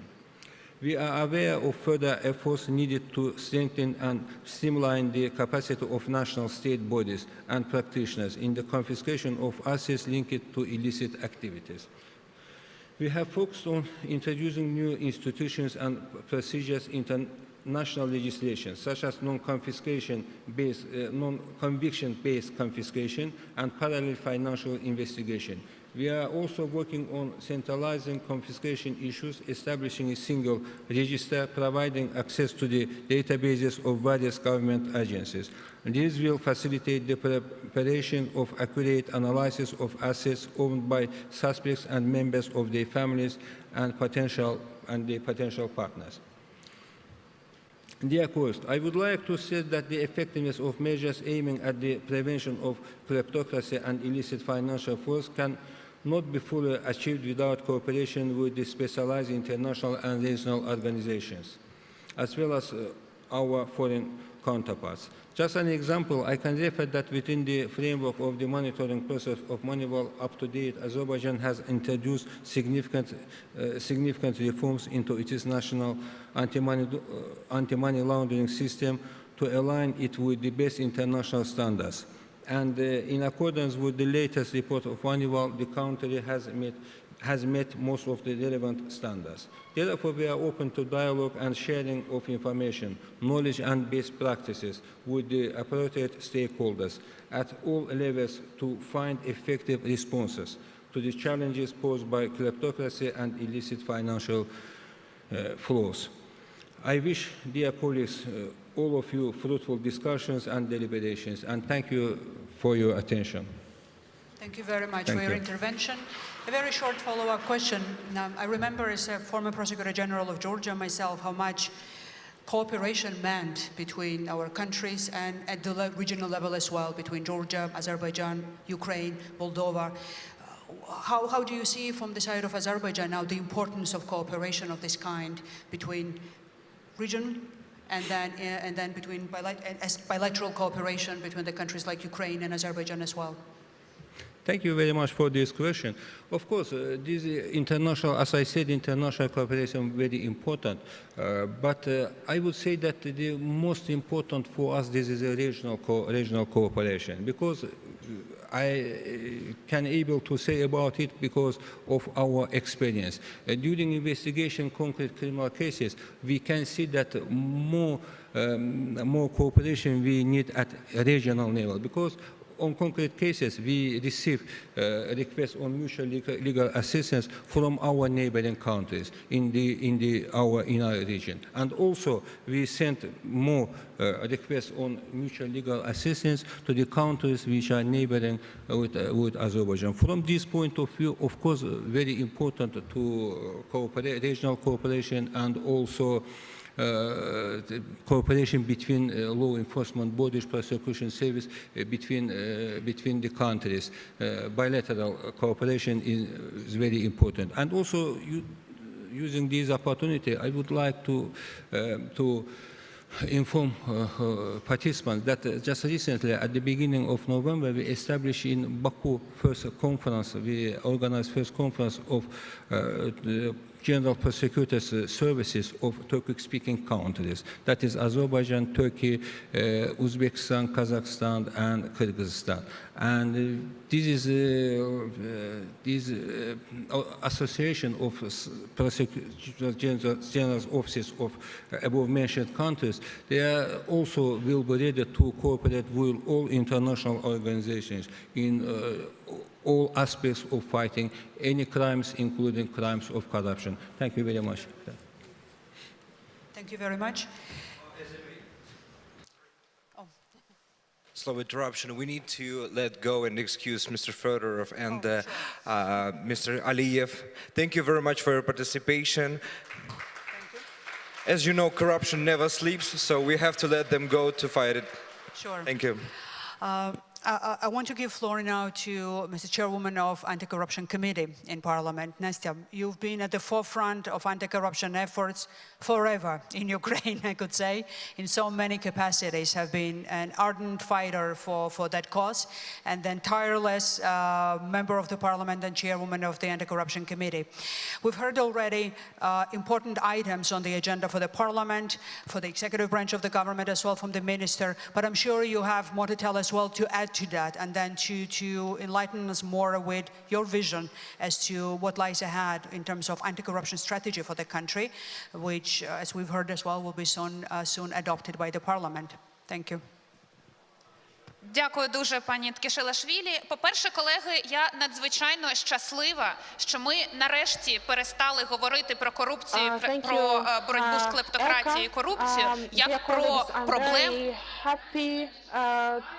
That we started talking about corruption and kleptocracy from a new standpoint. So previously we would refer to corruption as to a phenomena which is relevant for developing countries only. But as we see now, it is not true. Corruption and kleptocracy, or elements of kleptocracy, exist everywhere in the most developed countries, including. This is why I believe that Ukraine has all chances to succeed in the fight against corruption while enjoying such support and cooperation with many other countries, including neighboring countries and those located much further. So, dear colleagues, I will outline some key aspects of a fight against corruption. So the first one is inevitability of punishment, and I guess that Ukraine is quite a success story here, because over the recent years Ukraine managed to establish a set of anti-corruption authorities in this country. In the meantime, anti-corruption reform is not dependent or is not fully dependent on other reforms which are happening in a much slower mode. Some media owned by oligarchs, I have to say it frankly and directly, are doing their best to convince us that thousands of millions of hryvnias are spent for fight against corruption, which is useless, but it is not true. We have real people put behind the bars. We have some real cases there, and these are proofs of effectiveness of fight against corruption. Here I cannot but mention Rotterdam Plus case, which is a flagrant case involving corruption, and due to anti-corruption reforms in Ukraine, there is a strong chance to bring that case to an end. Second aspect, which I would want to outline, delineation of jurisdiction is of great importance in this affair of fight against corruption. So anti-corruption authorities were established in order to facilitate and streamline consideration of cases involving corruption. As Ron, jurisdiction is a chance for perpetrators to avoid punishment.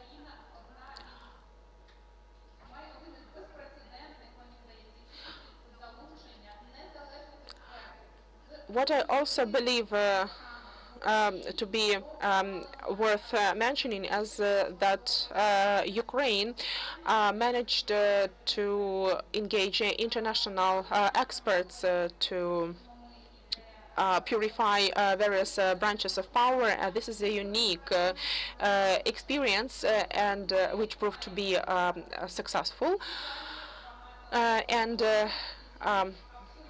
Due to this novelty, Ukraine has been managing to select or to inject new blood in various branches of powers with help of experts with zero engagement or involvement with Ukrainian political forces.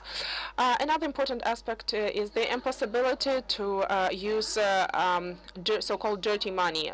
So the proceeds of crimes of money laundering can no longer be freely used in Ukraine due to monitoring instruments introduced in the country. So what I also believe to be an important achievement is the implementation of electronic monitoring, because we all live in the 21st century. So if we want to fight corruption, we cannot afford going with the toolkit dated of 20th century. So electronic monitoring in various areas, which is exercised by various players, is a key to fight against corruption. So I call on the concerned colleagues from various sectors to ensure application of financial monitoring instruments to check transactions which are exercised by politically significant people. Another important aspect is the establishment or introduction of a mandatory declaration of beneficiary owners of key of all, basically all enterprises. For example, in the US, the beneficiary owner information has become public only last year or this year, if I'm not mistaken. In Ukraine, the beneficiary ownership started becoming publicly open back in 2015.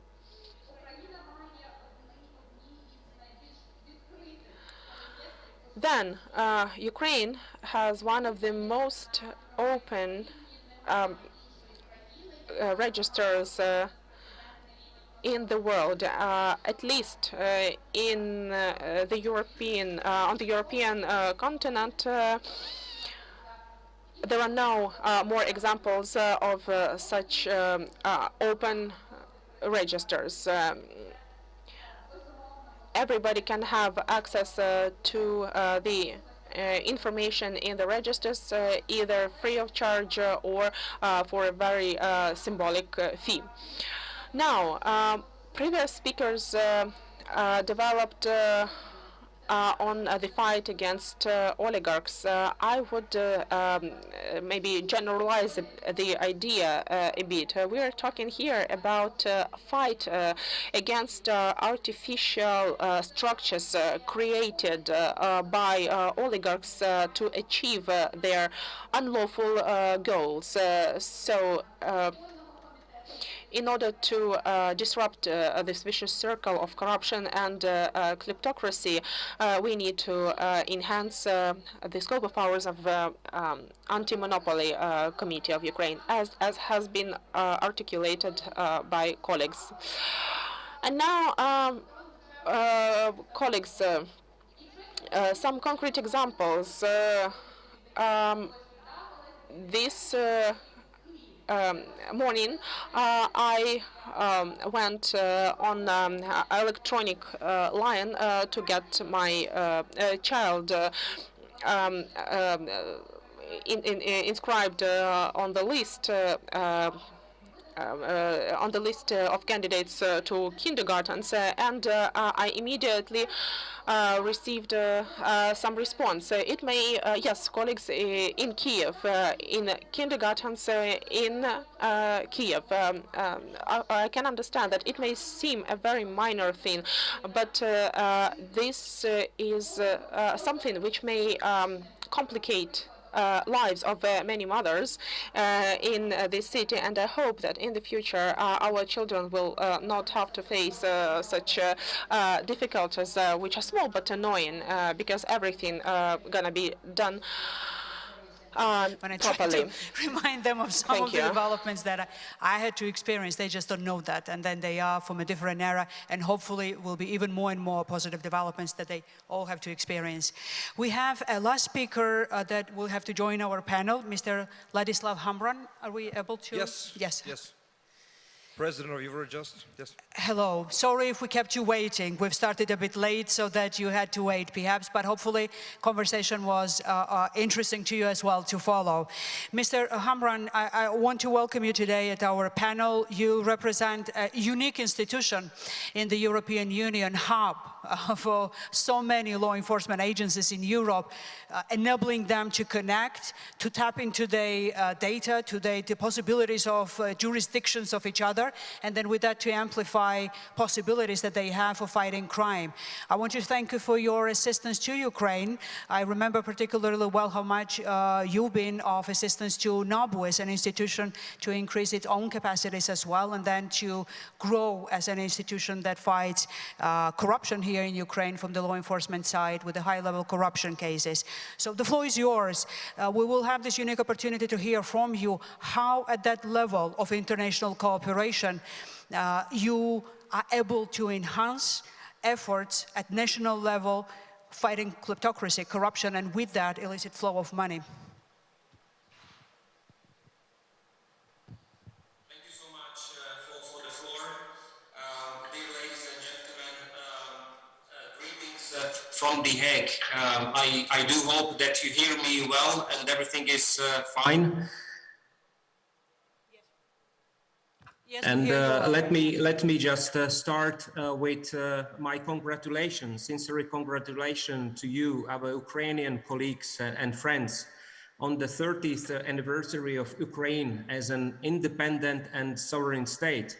But more importantly, I would like to also congratulate to my fellow colleagues, prosecutors, for this very special occasion, because your prosecution service was established 30 years ago. And I would like to use this occasion and to thank sincerely for the great cooperation we could establish, thanks to Miroslava Krasnoborova, our liaison prosecutor here at Eurojust. And we do thank you collectively for all the support we have been receiving for years from you. Now, let me speak about judicial cooperation and the challenges ahead of us.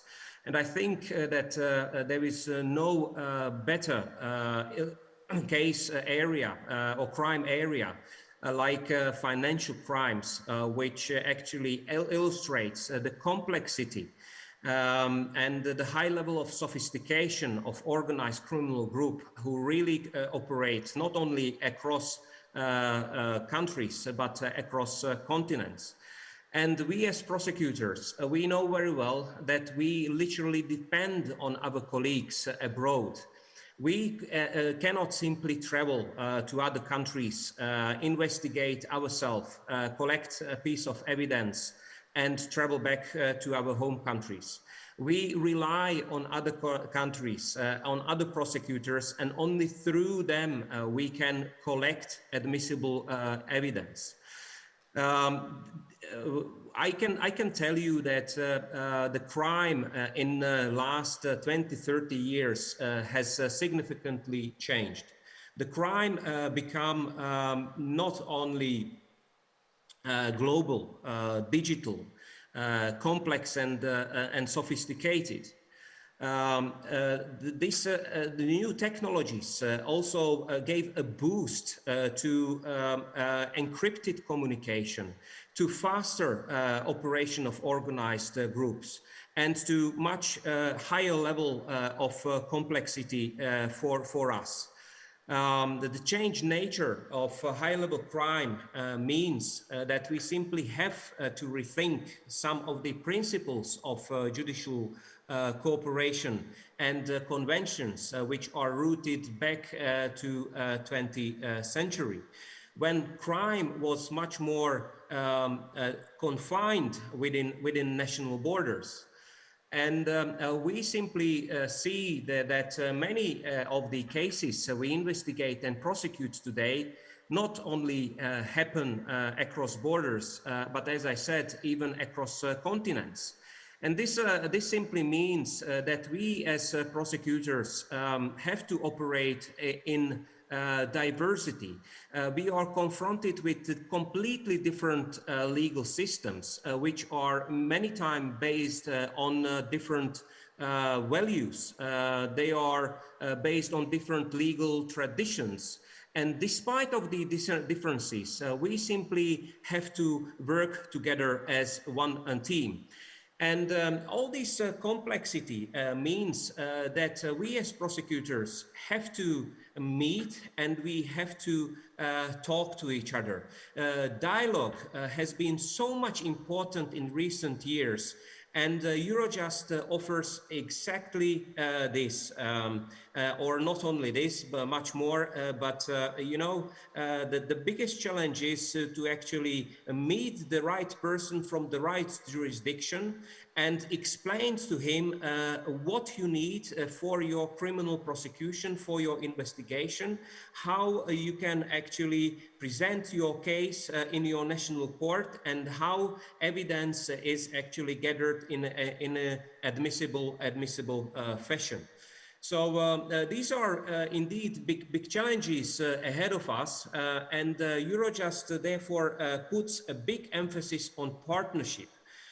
This is why we believe that we have to connect countries, we have to connect continents, and we have to provide a multilateral platform for different countries, because certain cases require a high degree of coordination. Eurojust has this ambition to connect prosecutors across continents and actually make sure that we work like one team and we collect admissible evidence for our jurisdictions. Now, currently, Eurojust has 13 cooperation agreements concluded, and I'm very glad that one of them is with Ukraine. And thanks to this, Ukrainian liaison prosecutor is in our building, is part of the team, and actually we can make sure that we work like one team. I can tell you that this is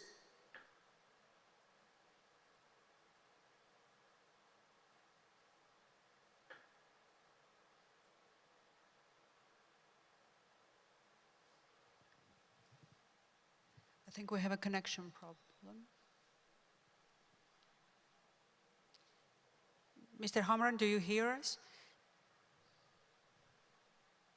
Yes, indeed. There was a connection. I heard you that you couldn't hear me. My apologies. Now we do. Now we do.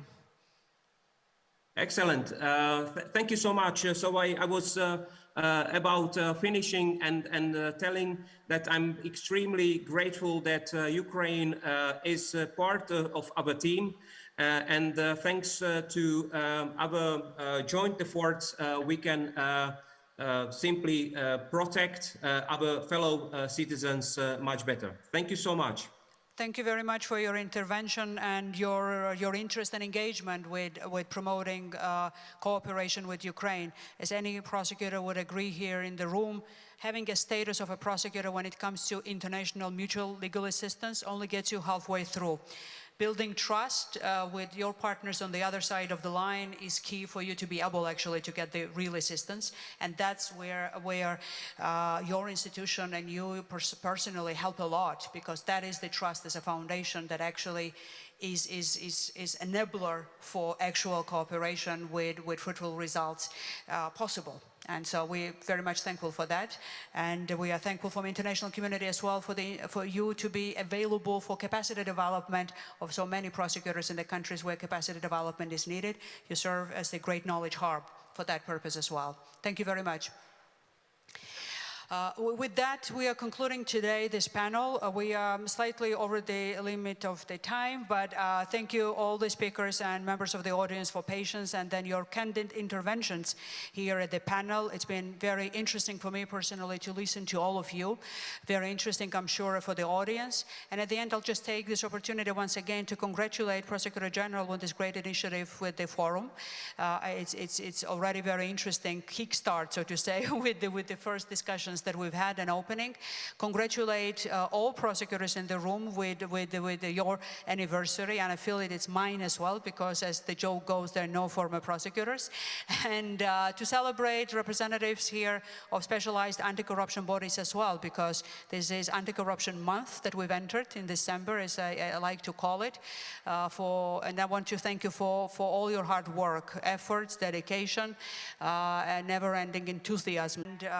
And then hope you, not hope, but then wish for success in your own endeavors in every positions that you are, because your success is the success of Ukraine. So in that regard, we all vouch for that, and then hope that it will be very strong and tangible for people of Ukraine, and in the short term, not only in the long term. Thank you very much. And we will have a short coffee break, as I understand now. Thank you very much. And from the side of the Prosecutor General's office, we really appreciate your assistance, sharing your visions and ideas. And thanks once again to all of you for your cooperation. So we will have a 15 minutes coffee break, and after that we will be back for the second panel. Thank you.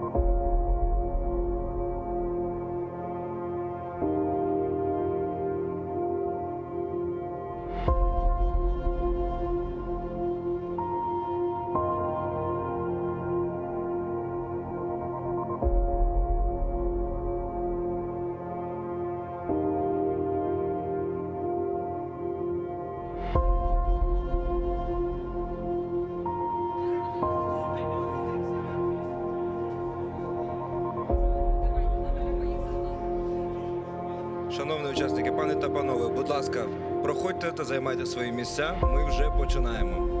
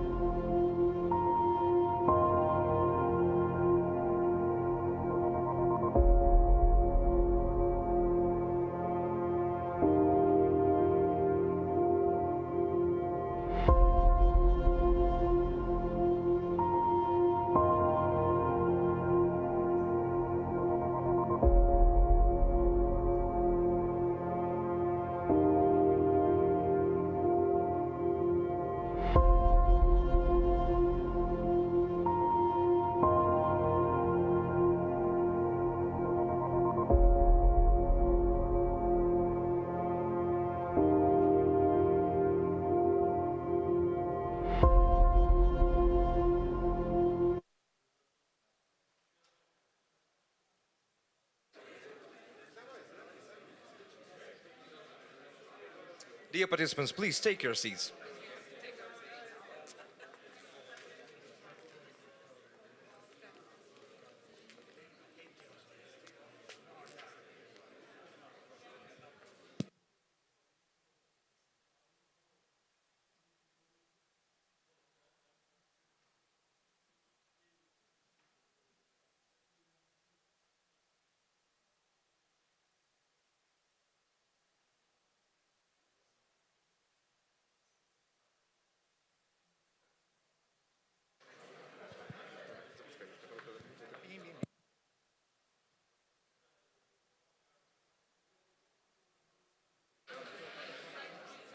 Шановні учасники, запрошуємо вас займати свої місця.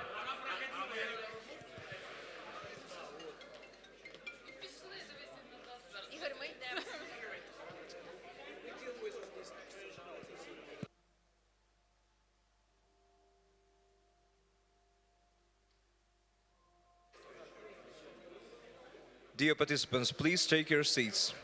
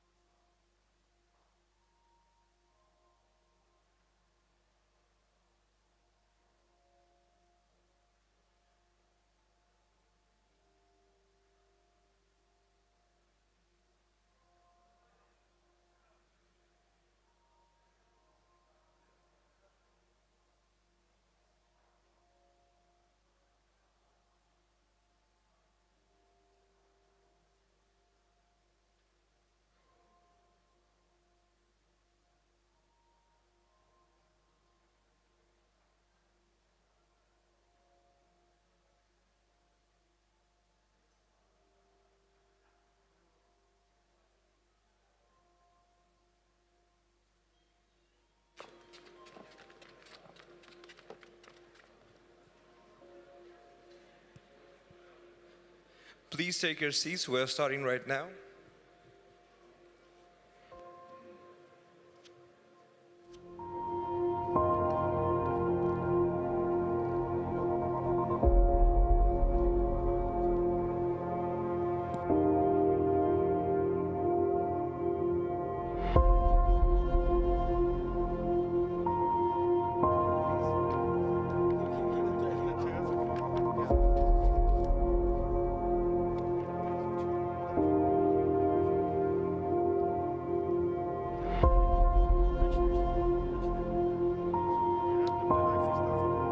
Mr. Vitaly Zubry, welcome please to the stage.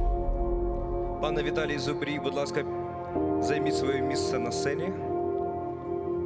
Also, please, welcome to the stage, Daniel Carpetta and Paulina Bluish. Yeah, please take a seat at the stage.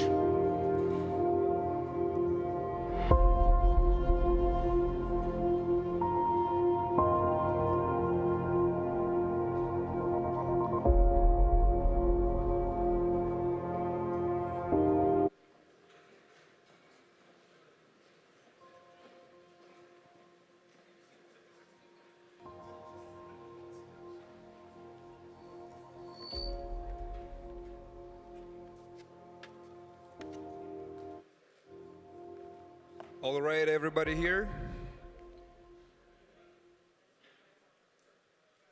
First of all, for your organizational moments, please keep your name tags because they will be your entrance pass for tomorrow.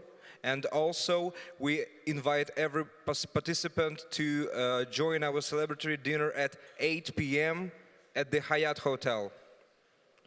Будь ласка, шановні учасники, збережіть ваші пропуски з ім'ям, тому що вони будуть вашими перепустками на завтрашню частину форуму. Також запрошуємо всіх учасників форуму на 8 годину до готелю Hyatt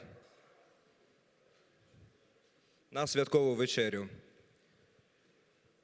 So we proceed with our second panel, which is fighting money laundering as a tool to tackle corruptions, its challenges and opportunities. And also we have a moderator, Steve Nurlov, head of the Council of Europe office in Ukraine. So please welcome, and we will start our work. Thank you. Let's all give a round of applause for the Prosecutor General today, and let that be your energizer here for the last panel. So let's all take a round of applause. Once again, we can do a little bit better than that.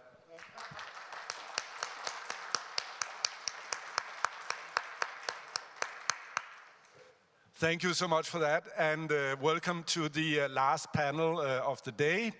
I would, of course, we have a time limit, so I ask all speakers to try to be short and concise. I have been told we should try to stay within the time limitations as far as possible. This is a request from the organizers, not from me. I will not say so much. I will only say one thing. First of all, we have congratulated the Prosecutor General with the office's 30 years birthday today. And I would also like to remind everyone here, about one thing that Ms. Venediktova said this morning when she, with the President, the Prime Minister, and the Speaker of Parliament was at greeted the prosecutors on the day, that the conferences that you are attending today, some of you might have attended a former one on cybercrime, is an integral part of the reform process of the Office of the Prosecutor General. In other words, they are operational. I can see you are all networking well, but by listening and being and participating here by the panelists, you are contributing also to the further work and development of the Prosecutor General's office. So keep that in mind. I will, without further ado, I think we should get started, so I'm not spending the time here. Our first, representing the Council of Europe, and therefore it's of course a great honor for me to welcome the chair of the Moneyval Committee that you of course all know, Ms. Elisabetta Frakov-Jaskiewicz. Are you with us online?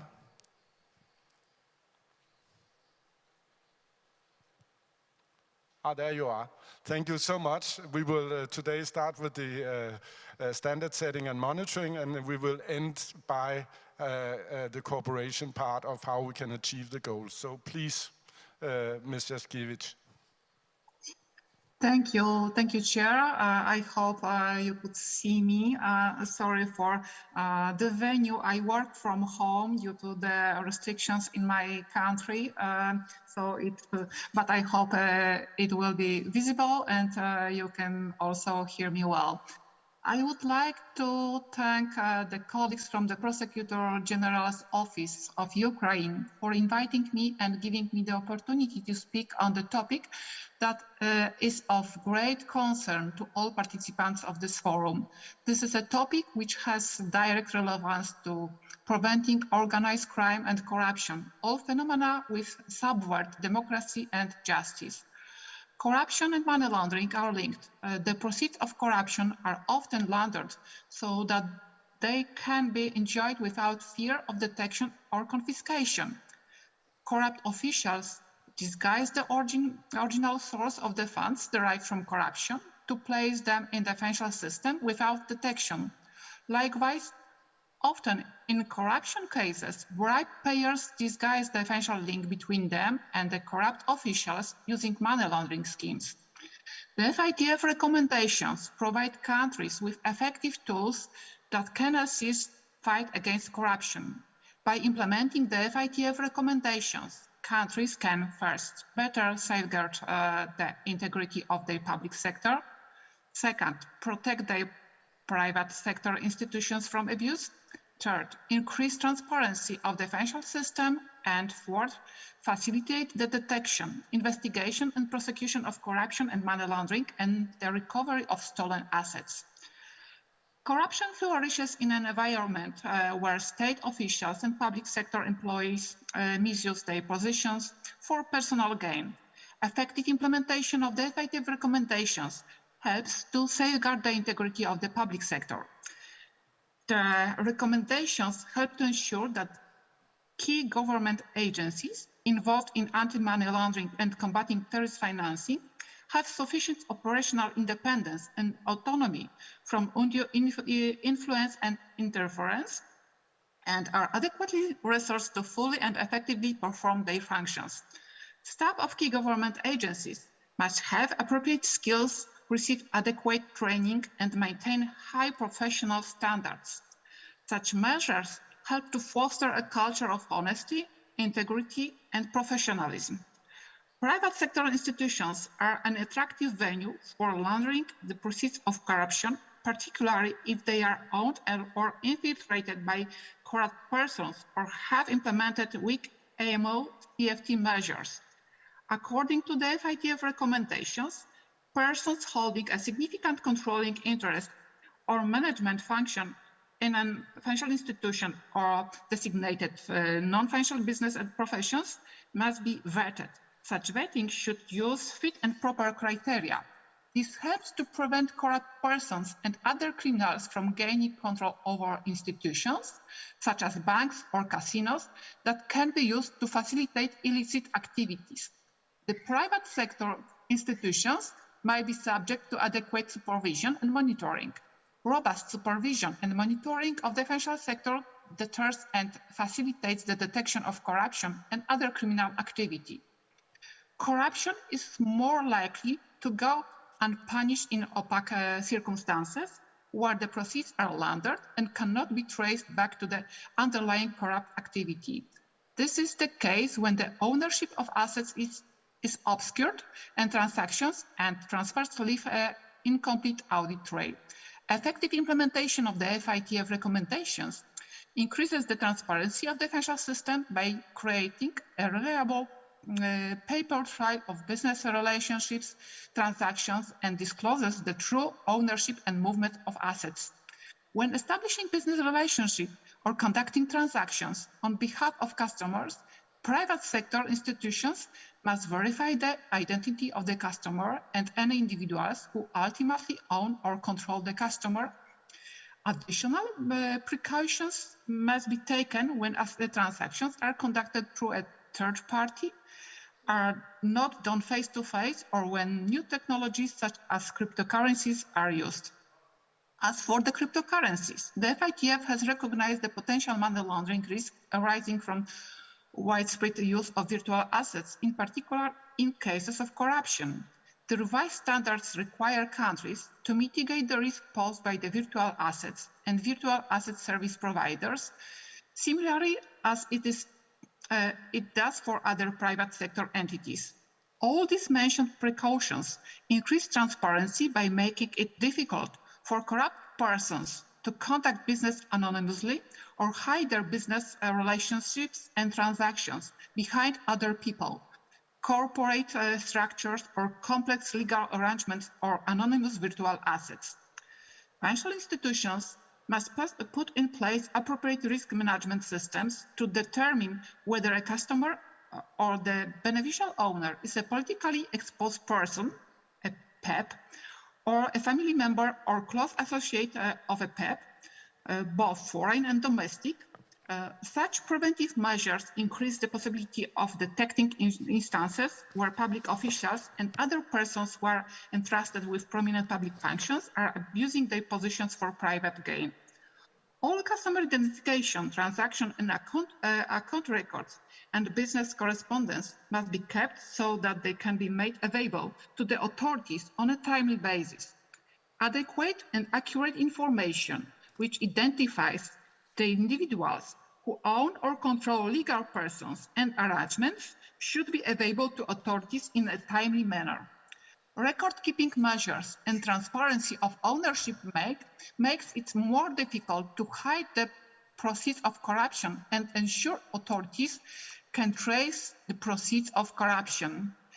Jurisdictions become safe havens for persons and funds related to corrupt activities unless there is a legal framework and mechanism to detect, investigate, and prosecute corruption offenses and related money laundering, and to recover stolen assets. Effective implementation of the FATF recommendations establishes a legal framework and mechanism to alert the authorities to suspicious activities in the financial system and to provide them with sufficient powers to investigate and prosecute such activities. Within Moneyval, but also based on FATF recommendations, we believe that financial intelligence units play an important role in combating money laundering, underlying crimes, including corruption, throughout the system. Equipped with appropriate powers, they can make a significant contributions to the fight against crime, as well as providing the necessary information needed by law enforcement agencies to effectively conduct parallel financial investigations.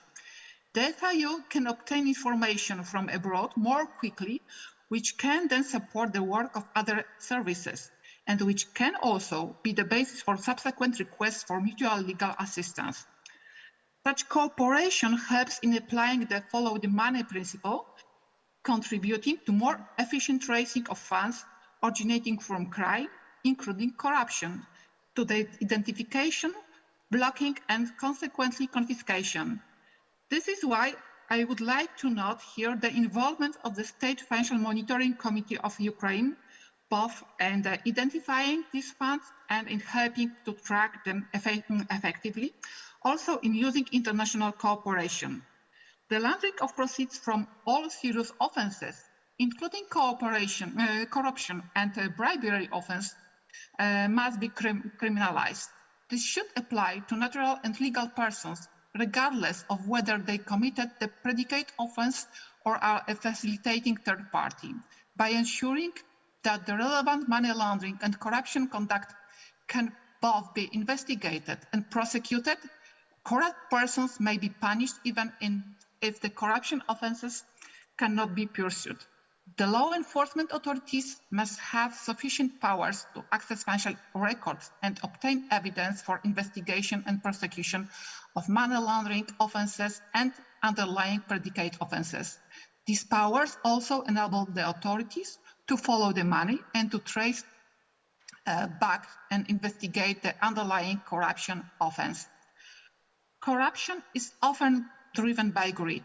Countries can remove a main objective and incentive for engaging in corrupt activities by depriving the perpetrators and others from the benefit of such crimes. To do so, countries must have efficient laws and procedures to freeze, seize, and confiscate stolen assets, the proceeds of corruption and laundered property, including in response to requests by foreign countries. Countries should have effective mechanisms for sharing assets confiscated as a result of coordinated law enforcement actions, and also consider establishing funds in which confiscated assets might be deposited. These requirements facilitate the protection and compensation of victims of corruption and bribery, and the recovery of stolen assets, even if such assets have been concealed abroad. To fight cross-border cooperation, countries need to implement effective laws and mechanisms which enable them to provide a wide range of mutual legal assistance, execute extradition requests, and otherwise facilitate international cooperation. It is also important for countries to have mechanisms that facilitate domestic cooperation and coordination for all authorities at the policy and operational levels. To conclude, combating money laundering is a cornerstone of a broader global agenda to fight organized and serious crime by depriving criminals of ill-gotten gains and by prosecuting those who assist in laundering of such ill-gotten gains.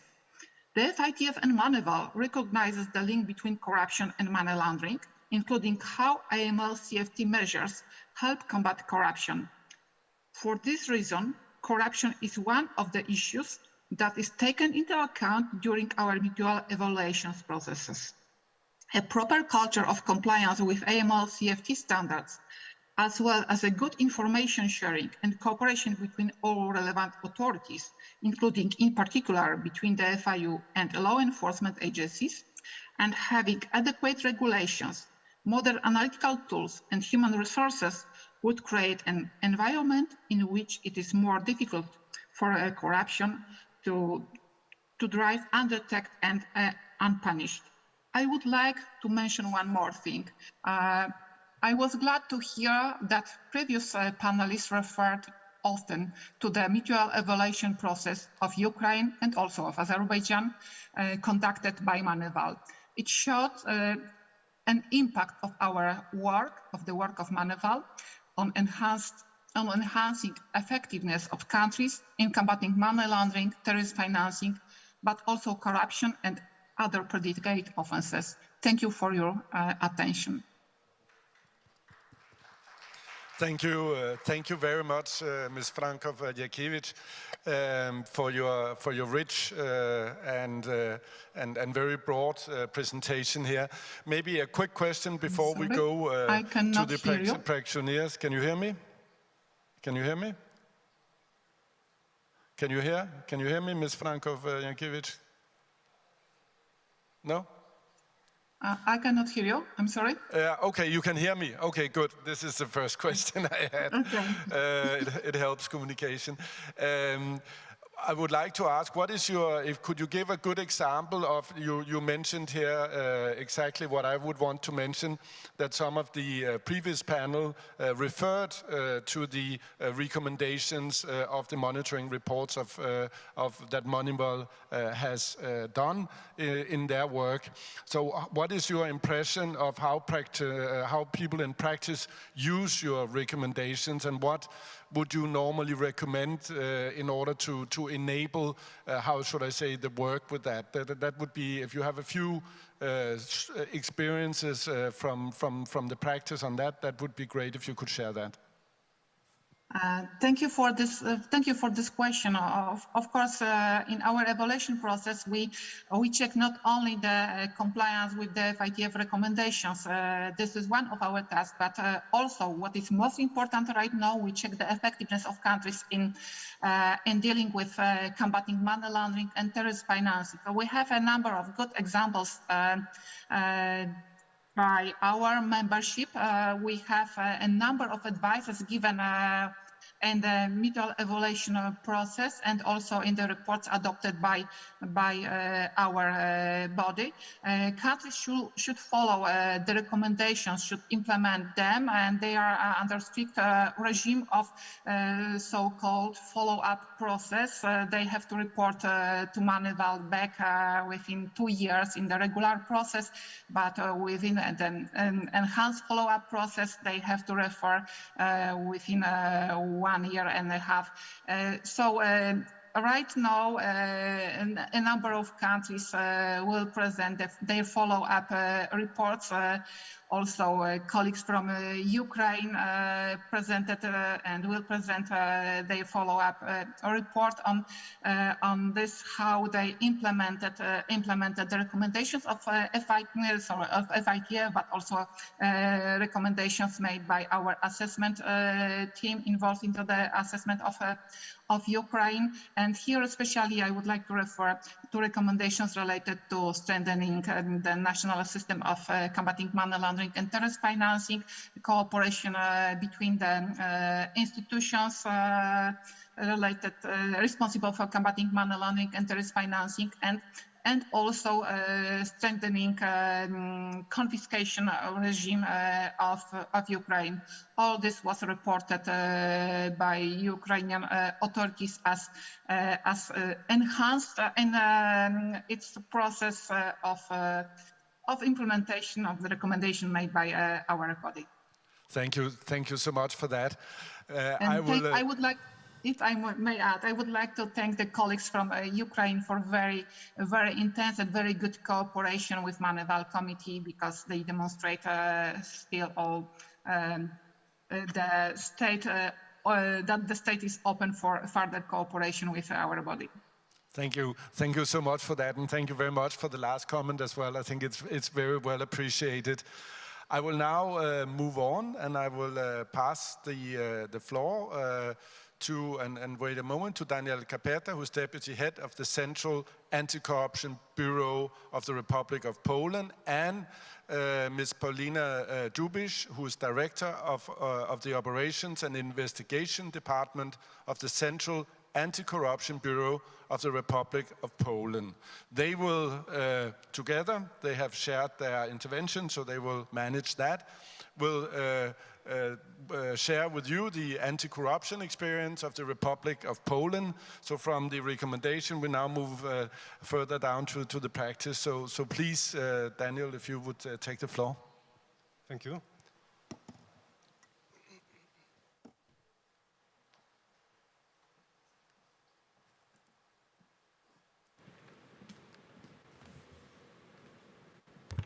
Good evening, everyone.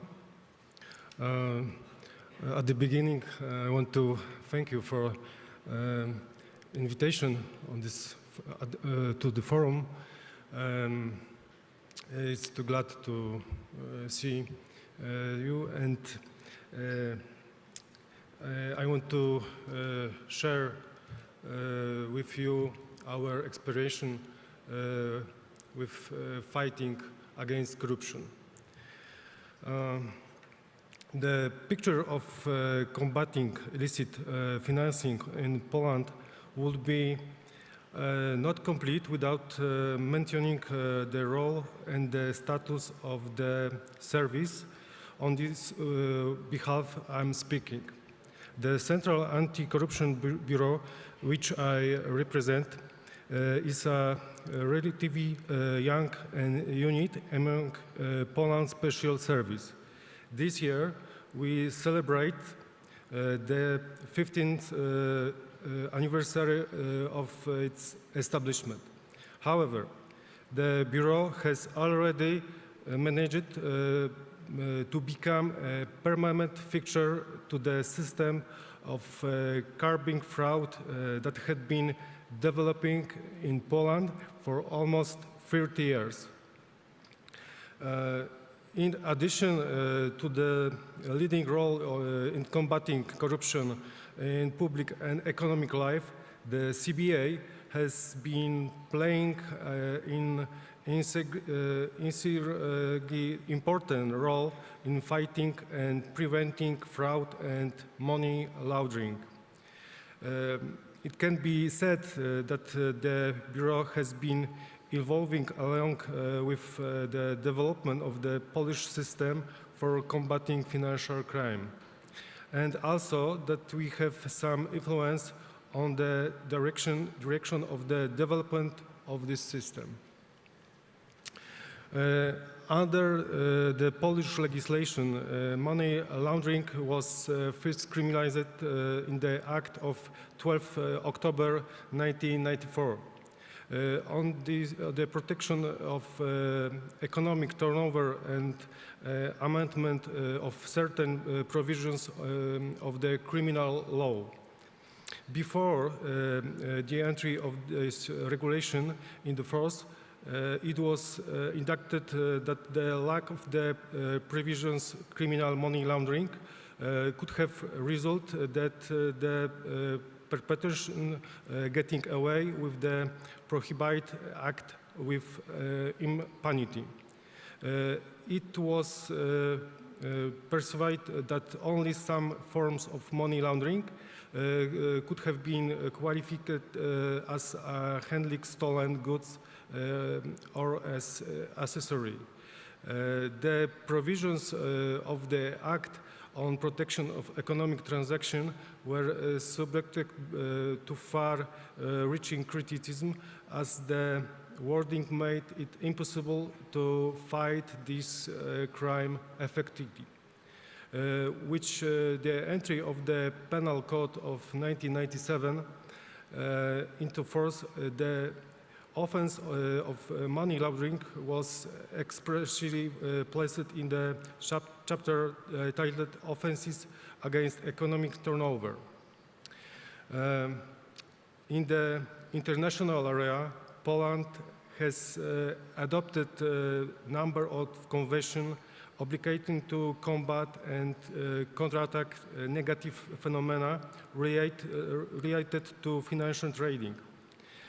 The necessity to contract illegal financial flows require participation in the number of the international organizations which support to fight against negative phenomena related to the circulation of the illegal funds.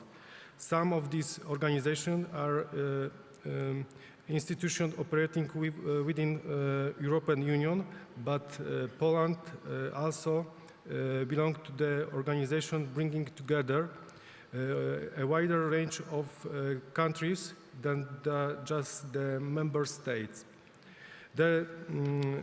Maybe I can, some example, the network of national financial intelligence units, Manual, committee of experts on the evaluation of anti-money laundering, Eurojust, Olaf, Europol, Interpol, and several another organizations. This is end of my part, so I invite my colleague to Ms. Dubish. She will be Thank you very much. Then. Thank you very much. In addition, what my minister said, I would like to give you a small insight of the model of services in Poland and how our system of the law enforcement work. And maybe at the end, maybe 2 case studies if the time will allow us.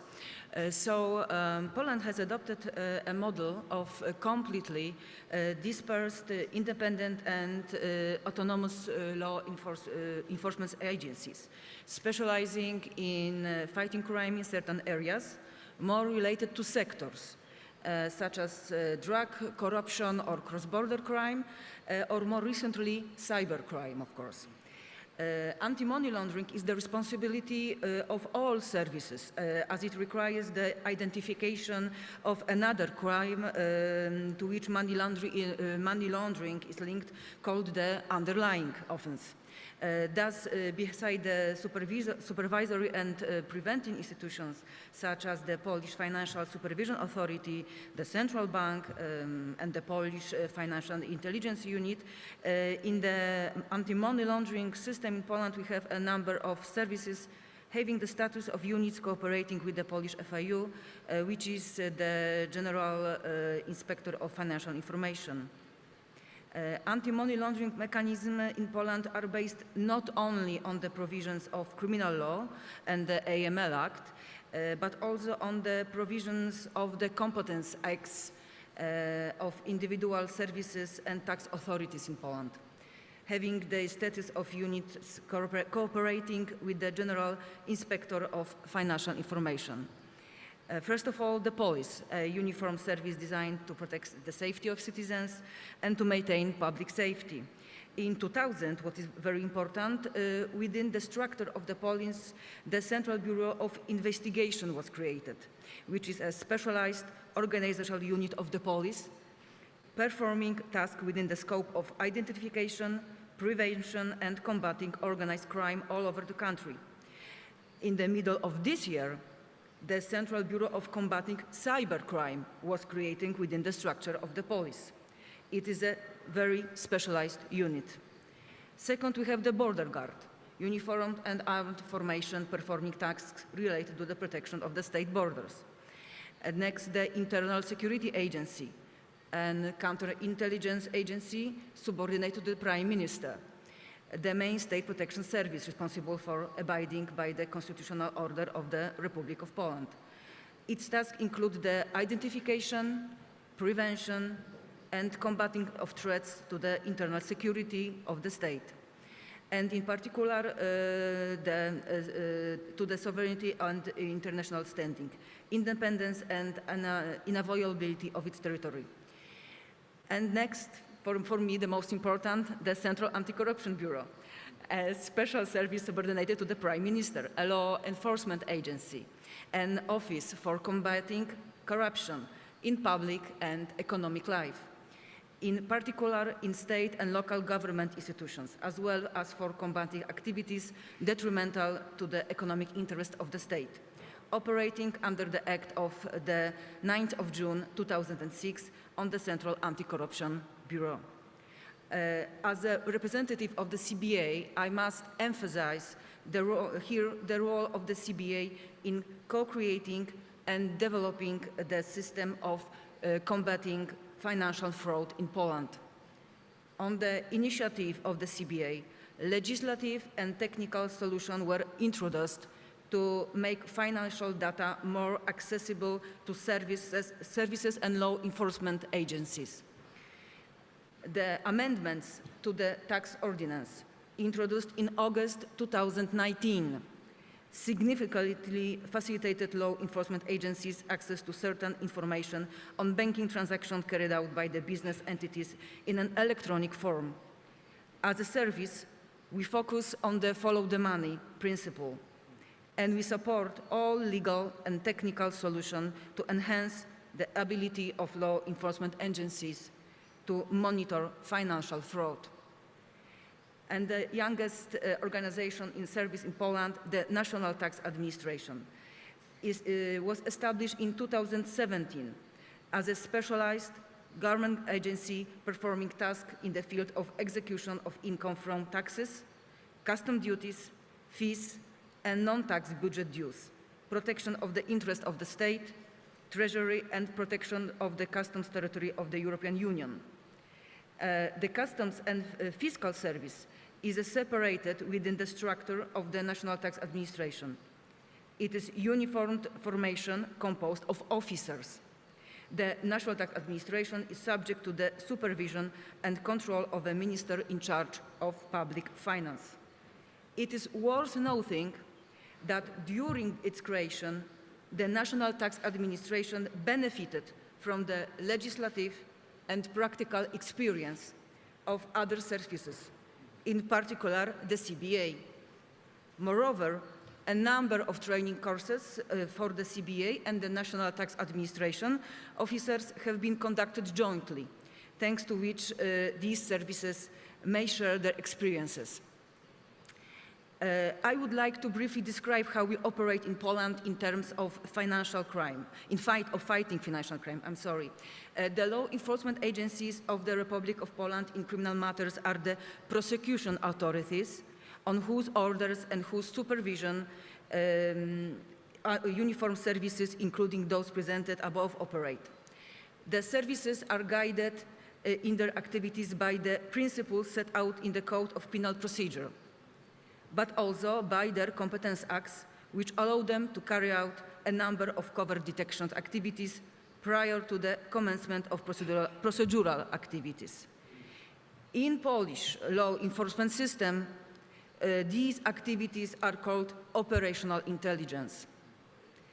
A significant part of these activities, as they interfere in the sphere of private life, is subject to control by the prosecutor's office and courts. In Poland, criminal offenses are divided into two categories. Private, that is prosecuted on the request of an aggrieved party, and public, which are prosecuted ex officio. The mode of prosecution ex officio is an expression of the principle of legalism, according to which law enforcement agencies are obliged to take action just upon the crime detection. The vast majority of the offenses listed in the criminal code are prosecuted under the procedure ex officio, in particular the money laundering. Currently, the Polish system for preventing and prosecuting money laundering offences is formed by all entities that have been obliged by the AML Act to comply with legal regulations related to AML and financing of terrorism. These include, in particular, obliged institutions, financial information authorities, that is Polish FIU, cooperating entities such as law enforcement agencies, indirectly all other participants in financial transactions who may conventionally be called customers. And if I may, let me move to the most interesting part of my speech, examples of complex, multi-threaded cases which will demonstrate how law enforcement agencies cooperate in Poland. Because in my opinion, I think the cooperation here in this conference is a keyword, because we just mention it in every speech. Case study number one, the CBA, under the supervision of the Regional Prosecutor's Office in Poznań, has been investigating an organized crime group that from June 2018 to October 2019 operated in the territory of the Republic of Poland. The group aimed to commit criminal offenses involving the organization and management of illegal gambling games on slot machines and the laundering of the money obtained in that way. The investigation was instigated in June 2021 on the grounds of the evidence gathered by the CBA as part of operational intelligence activities.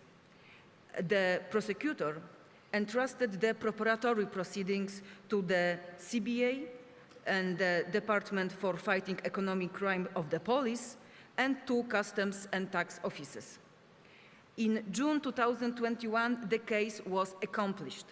The task of the CBA and the police officers was to detain the suspects, conduct searches of places of residence and business activities, and secure property belongings to the suspects.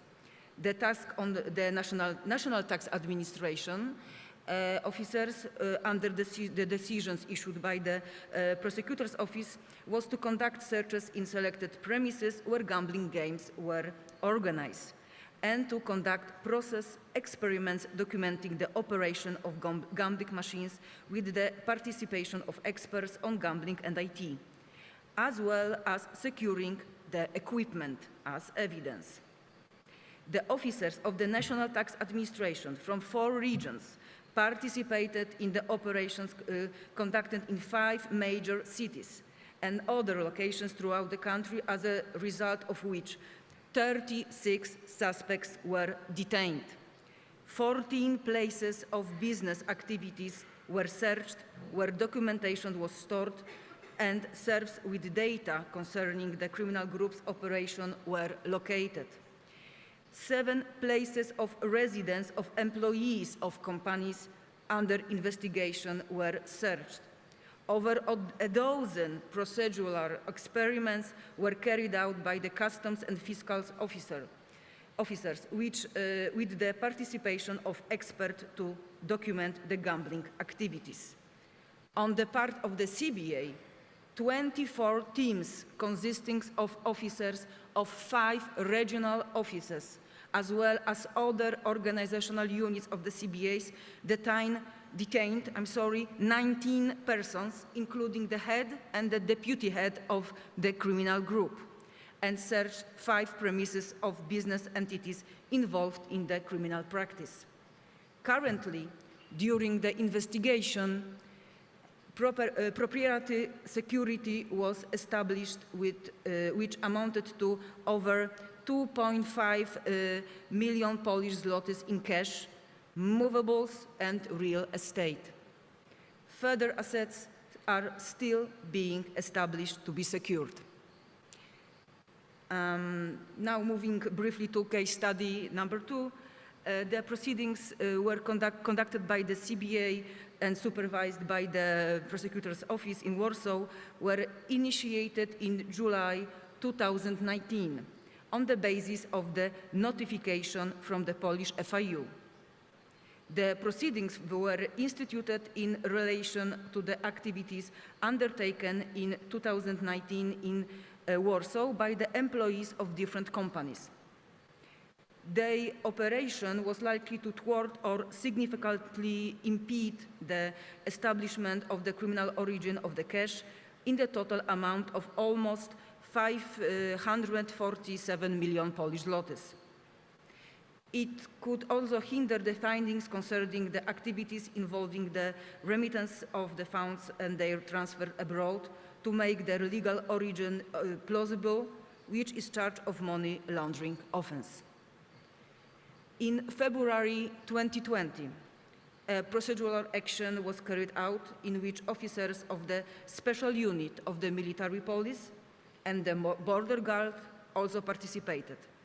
The special unit of military police was tasked with reinforcing the operational groups and supporting them in the places where detentions and searches were carried out.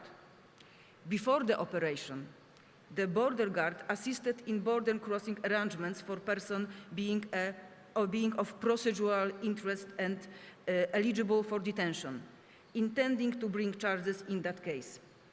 On the operation day, within their statutory task, the border guard officers carried out activities connected with the searches of premises where the foreigners were staying. As a result of those activities, the officers identified and detained several persons illegally staying on the territory of Poland. After the operation, as a result of security alert in the information system of the border guard, one of the suspects using the Vietnamese passport was detained by the border guard while attempting to leave Poland for Germany. The suspect was handed over to the CBA officers for further procedural activities. In that case, 39 suspects were charged with 131 offenses. These above examples, in my opinion, show how the law enforcement system, through the provision of the laws such as AMELE Act, intervenes with the counteracting system, which has preventive and informative nature. This allows for good cooperation and coordination of activities between law enforcement agencies and administrative authorities, as the General Inspector of Financial Information. In the era of globalization and strong economic integration between individual countries, the coordination of activities between individual state administration units seems to be the only reasonable solution for combating crime. Thank you very much for that very comprehensive sharing of experiences. And I would also say a very short question, because then we need to move on to Mr. Theo Bill. I can also understand that from what you say, the last thing, the coordination of the efforts in the Polish case means that, if I understand you correctly, that the creation of the Central Anti-Corruption Bureau and its placement under the Prime Minister, which is above, so to speak, the other agency, has been key to achieving the results that you are sharing with us today. Is that correctly understood? Yes, you understood correctly. The role of the CBA is very important in the role of the combating corruption and all the follow the money system. We are very involved in all the legislative process on one hand, and on the other hand in the cooperation between services in Poland. Our chief is during our legislative is responsible for all the coordination when it comes to the corruption cases and when it comes to the money laundering cases. Okay. Thank you so much. Thank you so much for that. And I think you also mentioned shortly the international dimension in the age of globalization, and I would like to invite Mr. Theo Bill, who is the president of the court in Mechelen District Court, but also an experienced in international cases of money laundering. And he will speak to us on the subject Is he online? Can I get a thumbs up from our technical staff? Ah, there you are. Thank you, Mr. Bill. You will talk on the adjudication of money laundering cases and how international expertise, as you yourself have provided as a possible solution to national challenges. So without further ado, Mr. Bill, the floor is yours, please. Thank you. Thank you very much. Good evening, Mrs. General Prosecutor, dear colleagues, and ladies and gentlemen. First of all, I want to congratulate you with this event that I was able to follow here in Belgium through the YouTube channel in English.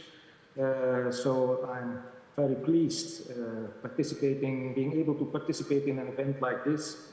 And thank you for the invitation to speak with you about education of money laundering cases at the level of the law enforcement, prosecution, and courts. What I want to illustrate to you during this short presentation is how in Belgium, but also how in other EU member states, as well as in the United Kingdom, for example, we came to an approach of dealing mainly with standalone money laundering cases and how we use money laundering as a tool to fight other crimes such as corruption. Coming to this approach as such didn't need an evolution in the legislation. There was no essential changes that were needed in the legislation. What especially was necessary to come to this approach was coming to the right implementation of the existing legislation. What mostly was necessary was coming to a better understanding of the criminal offenses of money laundering and how to use it. And in fact, that's the same situation in your country, and that is what I'm going to explain to you and illustrate to you based on your own legislation and how you could come to such an evolution. An evolution that started in my country in the beginning of the 90s till the moment we came to the actual case law, and then we are talking about 2010, 2015. Since then we are using this approach. In the Netherlands it's the same, but they were 10 years earlier in changing the implementation of the legislation. So you have an idea how it worked. So recently, for example, we were successful in tackling a corruption case, just not focusing on a possible corruption, but we started a standalone money laundering case on a police officer who was the head of the diamond squad of the federal police in my country, who was an international expert for the UN, who had unexplicable wealth, unexplicable diamonds in his possession and unexplicable transaction of cash money. So we focused on the money laundering, and that's why we were successful in quite quick bringing this case and this investigation to court. Meanwhile, and I think it took us about a little bit more than 1 year, meanwhile he was convicted, the proceeds of crime were confiscated, and the necessary measures to his further removal out of the federal police were already been taken. So this is an illustration how this approach is successful in my country. Coming to such an approach, as I already told to you, is not a matter of changing legislation, especially because the legislation is at a sufficient level in your country, but it's about changing an approach. It's about thinking, about discussing and dealing with some challenges. I am convinced that also in your country, and I have some experience in your country. I did a couple of trainings and had quite a lot of discussions with colleagues in your country. I am aware of the legislation of your country, and I have the feeling, and in my opinion, the process is already started in Ukraine. A forum like this is a perfect example of the ongoing process. Nevertheless, to my personal opinion, a lot has to be done more in order to come to the approach of standalone and sufficient standalone money laundering cases linked with confiscation. When, for example, and just to illustrate you that much more has to be done, when I look to the, and I received the figures of the number of indictments in money laundering cases since 2019, then I have to conclude that in your country at the moment, in fact, there is a status quo. When I see in 2019, out of the registered cases, I see 31% were indicted, and in 2020 and 2021, there is a small decrease of that figure. So I think much more improvement can be suggested on this field. The same problem I see with the number of verdicts that the courts in your country has. Based on the figures I received in 2019, for example, there were 31 verdicts, and in 2020, I know it's the other way around, it's 31 in 2019, and 2020 I see 22 verdicts. So also over there is not an increasing but decreasing of the number of verdicts. So to my opinion, it's a signal that much more efforts can be made on this field. And then I even don't speak about how many standalone money laundering cases that are adjudicated in courts. I don't speak about the not enough confiscations that are being achieved.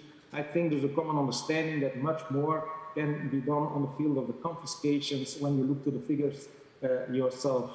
So talking about these specific final results, to my personal opinion, improvement is suggested. If you want to use money laundering as a tool to fight corruption, and I think that is what you are up to, then to my personal opinion, you need more cases as such, but especially you also need more standalone money laundering cases. Without focusing on standalone money laundering cases, you can't be successful in this field.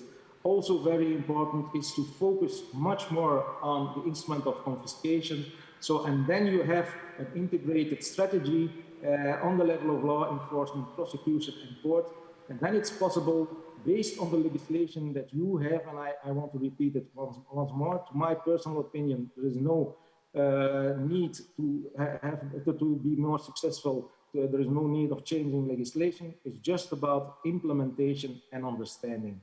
What I want to underline in this short presentation is that investigation and bringing money laundering cases before court and educating cases that is mainly based on the criminal code and the criminal procedure code, and that it's necessary to implement the existing legislation as you have it in your criminal code on a better way, on a good way. But as I said, it's mainly something about understanding the criminal offense of money laundering and not being reluctant when dealing with possibilities to seize and confiscate proceeds of crime. When you're focusing on those two elements, then you are focusing on trying to tackle corruption using money laundering offenses.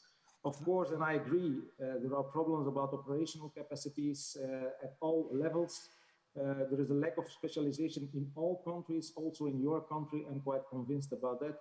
And much more can be done about that. But at this stage, I want to focus, and that is the point I want to make, based on my experience discussing with colleagues, exchanging experiences with people working in your country, that the main problem is the good understanding of the crime, understanding how to implement it, being prepared and willing to implement it, and use evidentiary rules for money laundering offense like you use it or like colleagues use it in other kind of crimes.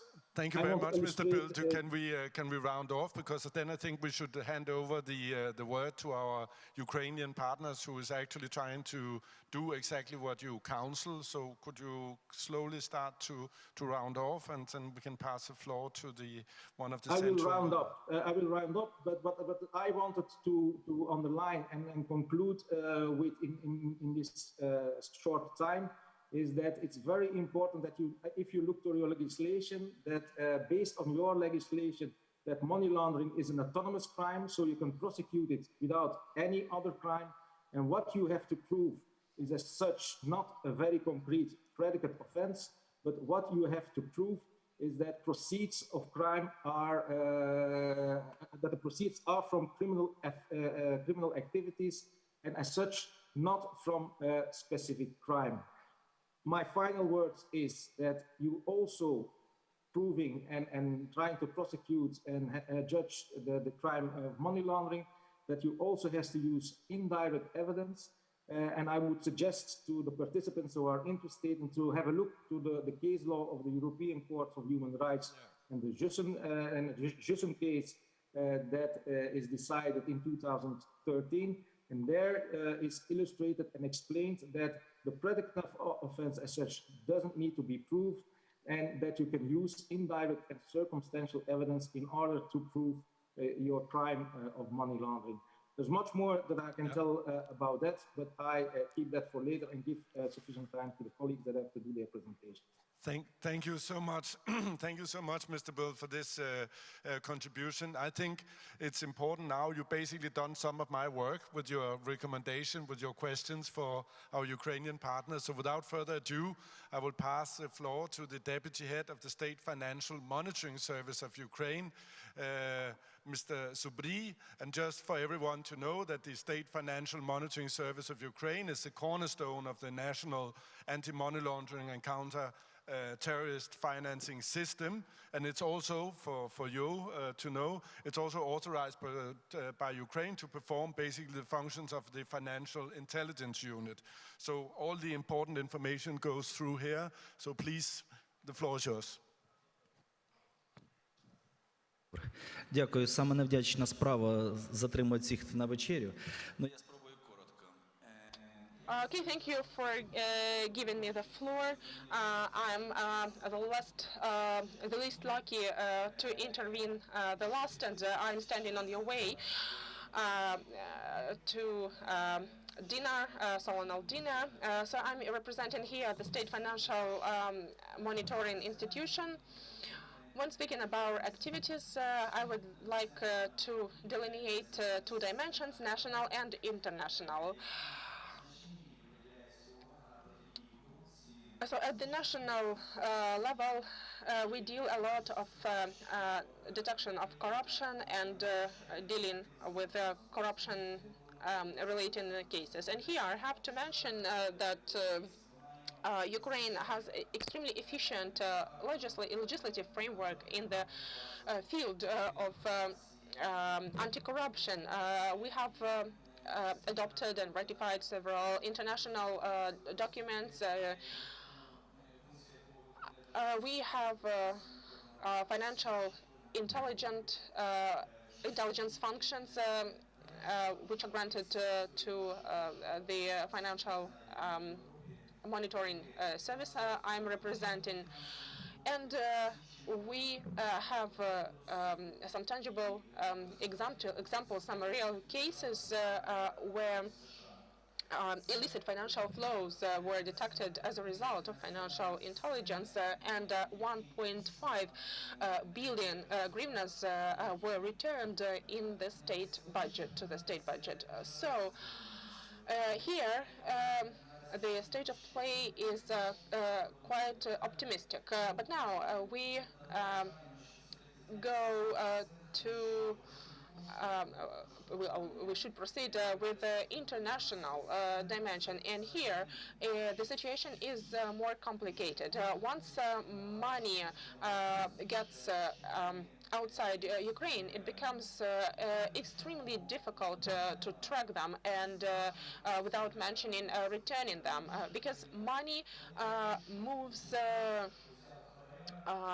much faster than human beings, because you can imagine that when a corrupted official sends money abroad, he or she would not mention that this money is the proceeds of crimes, that this is a bribe taken for for certain actions and now used to pay a villa on the Mediterranean coast. So if they did so, it would be much easier to track money flows. Any information we can expect for is obtained through financial intelligence, and only financial intelligence allows blocking or seizing such money abroad with the perspective of returning them to Ukraine. In this connection, it is extremely important to set up relations of cooperation among FIUs and law enforcement authorities of various countries. However, it should be mentioned that such cooperation will only be effective if it is fast and prompt.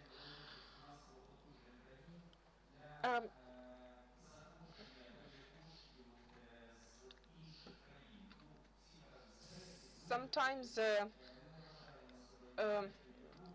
it is, one may say that some countries are a more desired final destination for laundered money.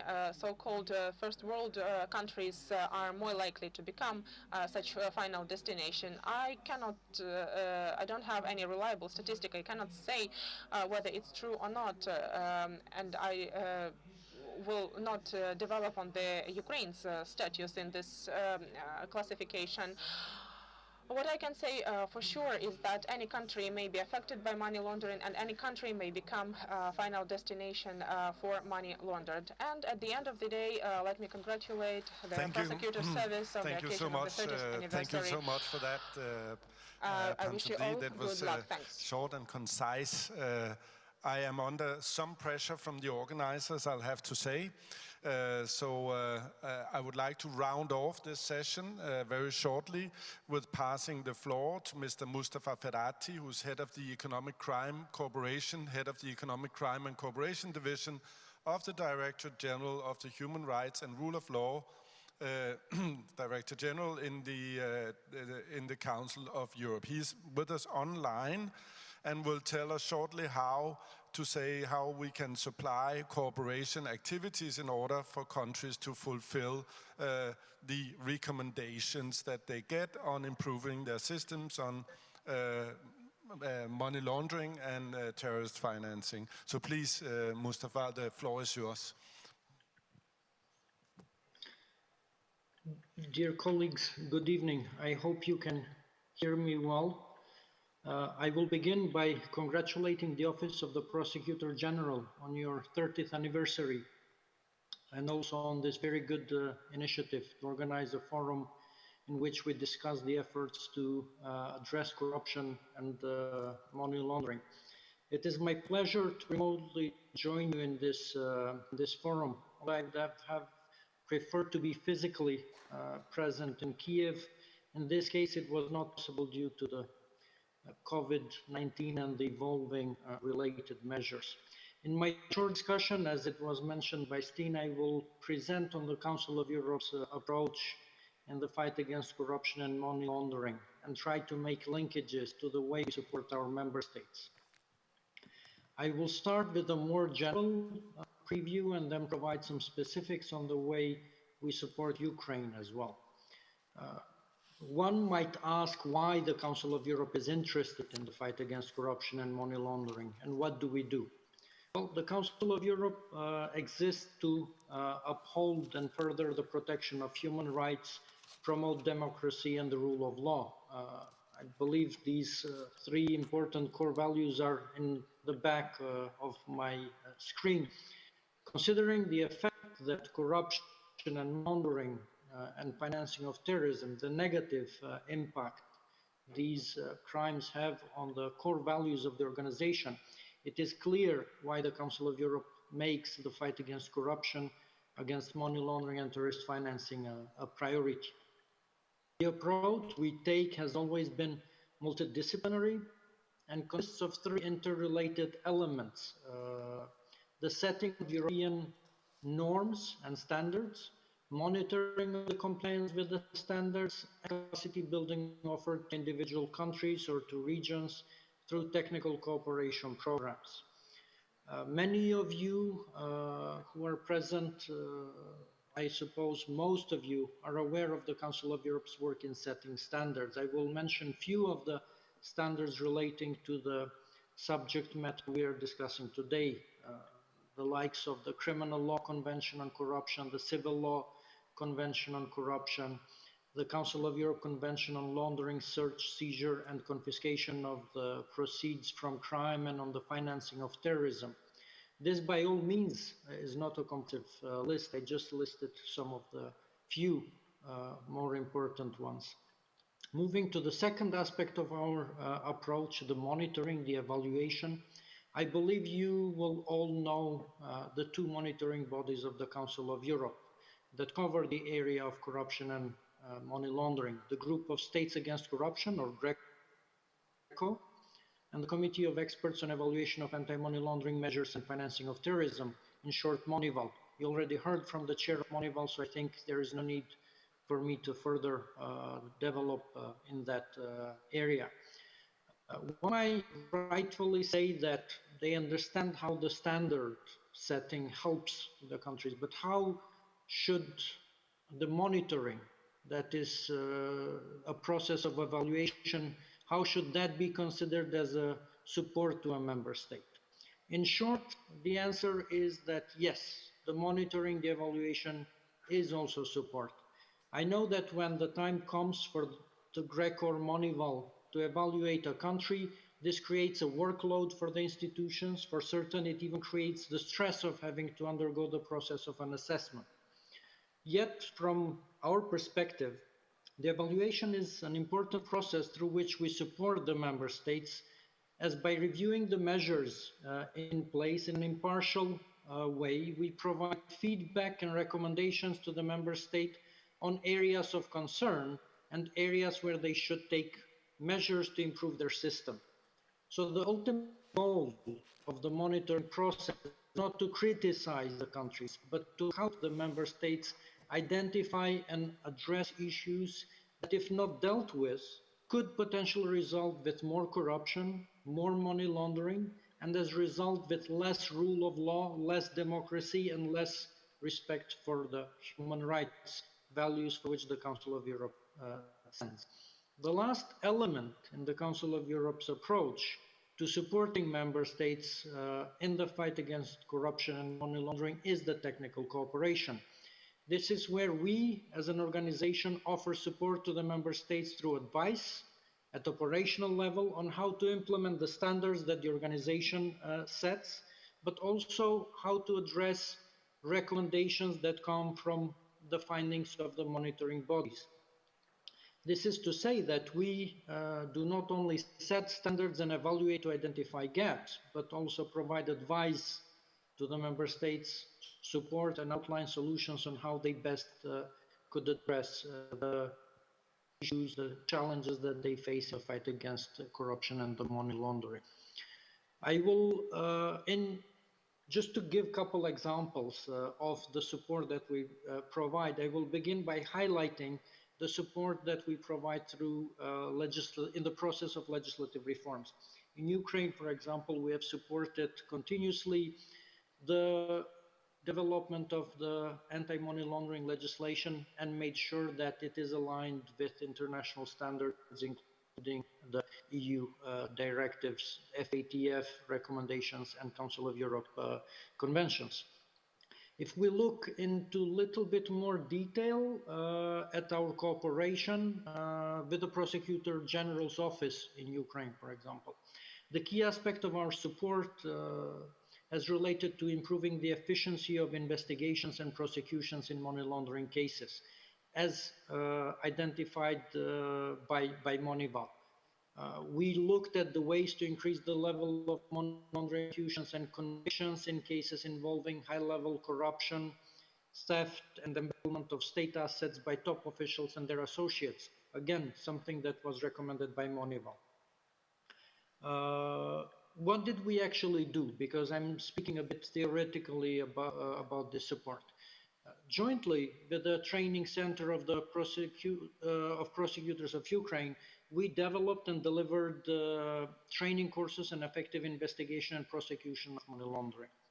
Building on a top-down approach, the training encompasses strategic issues like international standards and obligations in the area of money laundering, human rights considerations, and the case law of the European Court of Human Rights.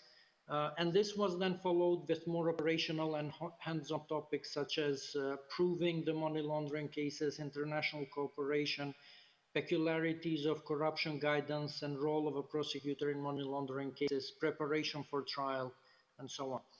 Aiming to ensure the sustainability and the multiplication of this important knowledge, we developed handbooks on money laundering investigations and prosecution for Ukraine.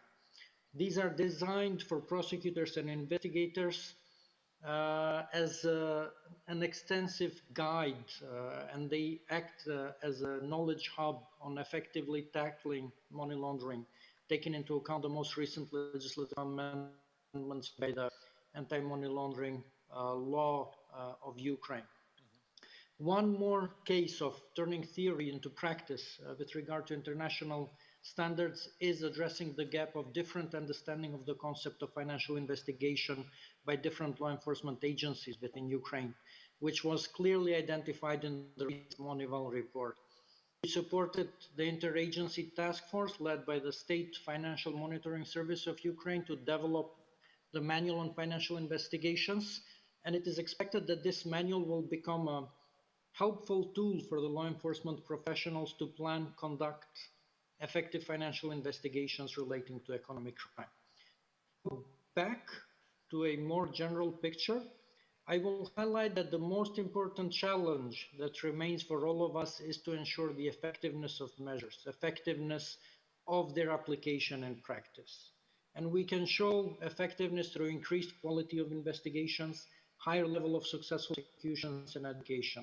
This, combined with effective use of confiscation, will show effectiveness of enforcement, but also it will serve as a preventive measures by indicating to those committing these offenses that crime does not pay. In conclusion, I will reiterate the Council of Europe's commitment to supporting the member states to fight corruption and money laundering as a way to uphold its core values as well. Finally, I will thank the Office of the Prosecutor General of Ukraine for the invitation and the opportunity to address participants in this forum. I wish you a good discussion in the other sessions that follow tomorrow as well. I know the agenda is very, very interesting, and I will certainly follow those discussions too. Thank you so much, Mr. Fedati, for this very concise rounding off of our panel that started actually with the, as you know, with the chair of the Moneyval, and you sort of making the loop and showing how recommendations become to actual cooperation. In between, we of course had operational people from Poland speaking about their system, from our hosts in Ukraine, also speaking to the prosecutors, but another element, important element of implementing the AML law that you kindly mentioned, which was passed last year, and of course also how to use international knowledge from Mr. Theobil and how to use that in order to solve problems which are perhaps not so evident to solve on a purely national basis. And this is not only for Ukraine, but for all of us. So with these words, thank you so much for being here. Thank you very much to the panelists. Those online, unfortunately, cannot share the networking, which will also, to a certain extent, as far as COVID allows, take place among the participants. But we hope to see you all sometime in Ukraine. And of course, to the ones physically here, thank you so much for your time and for your insights. It's much appreciated. And with these words, I'll pass it on to my colleague from the prosecutor's office. Thank you so much. Thank you, Mr. Miller, for great moderation, and we have a very fruitful and productive discussion.